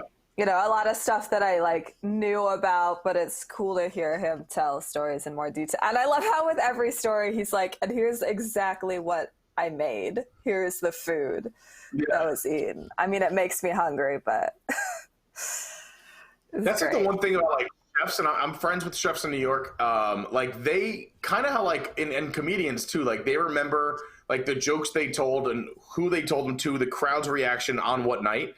Chefs know what dish they prepared, who was there, where they were cooking it, and they can place it going back years. Oh yeah, that night. Oh, I remember 1986 We were all, and like, it's unbelievable. Like the fact that he remembers all these dishes and what he made. I love that he puts those into stories. It just elevates the story so much. It's fantastic. I can't believe that there's someone who shares a house with him who manages to be a vegetarian. How do you live with that kind of food and stay a vegetarian? That seems impossible. That's why I laughed, because he said he decided he's a vegetarian, which is hilarious to me. Like he just decided, I got fried chicken and all the mac and cheese and all this stuff, but you know what? I'm just gonna be a vegetarian. That takes a lot of willpower. Props to him. I'm sure. And what a move to make. Like, they've been together for many years. Unmuted. Oh, Ashley, unmute so I can. Oh, there we go. Okay. All right, go. Sorry. I was going to say, I was just excited to hear and learn that he has a restaurant here in Atlanta. I will definitely be checking that out when it reopens. I Googled it while we were listening to him, and it looks delicious. So that was definitely exciting. I would forget, because I know you're in like the stick. Yeah, so it's in Buckhead, so it's in like Atlanta, like inside the perimeter, just about kind of on the perimeter. So it's probably about 45 minutes to an hour away from me. Not terrible, but well worth it. Yeah. I've lived in Atlanta. I know how the traffic works in Atlanta. You can't say 45 minutes to an hour. You could say 45 minutes to 8 hours. That's about what the traffic is. Well, yeah, go as soon as restaurants reopen while there's little traffic on the roads. That's a good time to go. Yeah. So I'm not crafty. So Colleen's Craft Corner will be interesting, but I think I'm better off trying to make fried chicken and macaroni and cheese for my mom. I just don't know if I can ship it to Kansas in time. But yeah, that was great. I'm going to save this video so I can go back and make sure I follow that fried chicken recipe, or go to his Instagram, I guess, and follow that fried chicken recipe. Try it. Jared in the chat said he was going to make it for me too. So I want to see Jared's version. Jared's a great cook. Big fan of the show. So I can't wait for him to try it. I have to make it too, because I just love to cook. And now, like, literally when I'm leaving here, I'm going to Publix, getting a bunch of food and cooking tonight. Because now I'm just in the mood to cook and eat everything in sight. Yeah. Cook that fried chicken. I ate a and Lunchable earlier, and I just feel ashamed. Cook that chicken and drive over here and throw it up onto my balcony for me, would you? Yeah, no problem. Yeah, well, we'll set something up. We'll make some leftovers. Well, Lee makes fantastic desserts too, when we were over your place last time. So we could do a nice little trade-off. The other thing I just want to promote is definitely go check out his Instagram. He's very active on Instagram. So I remember when I put up the post for the show, he liked my post immediately. He's doing virtual cooking. So he's very cool. He's great with a captive audience. And I think that, and I hope it came across, is how genuine he is. I love, when he's telling stories, it's like you connect with him. I love that. Yeah. Yeah, he was very easygoing. You could have that interview probably could have gone on for 2 hours, 3 hours. Yeah, I was saying right before you got on is that I had so many more questions, and we went long as it is. And I in my opinion, I barely scratched the surface of the research I did. So the fact that he just was telling these great stories, I wasn't going to cut him off. I'm like, yeah, go ahead. This is great. Oh, yeah, Barack and Michelle just knocked on your door, and you were like, yeah, come on. What do you want to eat? What? And you knew them before the senator run, and then you're sitting there having dinner with Oprah, Barack, and Michelle, and then Oprah's like, we're going to make you president. And he's like, really? I don't know. And then he's like, well, I believe what Oprah says, so I'm going to open a restaurant in Washington, D.C., so you have somewhere to eat. Oh, well, that's very nice of you, Mr. Howard Smith. And then, Michelle's like, I'll come there because, it's not that far of a run from Chicago to D.C. Stay healthy, America. And that's it's so ridiculous. It's so ridiculous. How I have a lot of stories like that, like how I was hanging out with Oprah and then Barack Obama knocked on the door. And right? Doesn't everybody? I can't do that right now. I got to go cook for Mikhail Baryshnikov and go on a yacht around the world. Yeah. Or you just get a phone call from Bob Iger and you're like, hey, listen, let's talk restaurants. And he's like, sure. Oh my God. And I never knew that he was partners with the guys from Splitsville until this interview either. I thought thing. So it's cool to know that not only is he partners with them, but he speaks extremely highly of them. And I think we've said this we don't do a lot of critiquing and cooking shows around the property. We probably should do more, but I think everyone, if you listen to any Disney dining show across the interwebs, Splitsville always comes up as like, oh, they actually have good food, because you assume the food is going to be terrible in Splitsville because it's a alley. No. Like, yeah, they have good food at Splitsville. Yeah, Splitsville's a real sleeper for a bowl. You expect bowling alley food, but I mean, I know Lee really likes the sushi, and if you told me bowling alley sushi was good, I would tell you you're crazy. Sushi. Yeah, that's like being like, hey, I'm just going to run to the gas station for some sushi. You want some? Like, you'd be like, no, I'm good. Hard pass. But I've had their sushi. I like it too. I love their sliders. I don't know. I'm a big fan of Splitsville. We may as well talk about Splitsville for a minute. The outdoor bar area is one of my favorite spots to hang out on property, because you could just walk up, grab a drink, you can walk around with it, but also they usually have someone awesome playing acoustic music, and you could just people watch. People going to the movie theater, walking down towards House of Blues, and like the sun is usually setting. That's the time I go. And it's just like this perfect like little cluster of everything happening. And the food is so good at Splitsville. So the fact that I love that, and then I find out he was partners with them, I'm like, that makes sense. Yeah. And that he saw the plans for Disney Springs. That Iger was like, hey, I have this pet project, Disney Springs. And he's like, oh, tell me about it. It's so crazy. Like, kind of like going back to when we were like, what is Disney Springs going to be? And here's Art Smith like, oh, I think we should put my restaurant in there. And then he's like, come out to California and cook for me. And he's just cooking with Iger and has his phone number. And he's at a movie premiere when he gets the phone call from Iger, which is crazy. Right. So many amazing stories. Like, Bob Iger, let me pencil you in. Yeah. Mm-hmm. Hold on. You get the like automatic text response, like, can I call you back? You know, on your phone, like you see it's Bob Iger, like do the auto text back.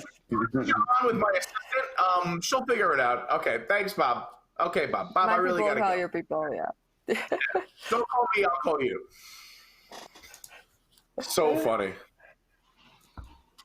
All right, guys. Well, I now am starving, so I have to go cook and eat, and now get my drink on as well. I think I'm going to go have some moonshine.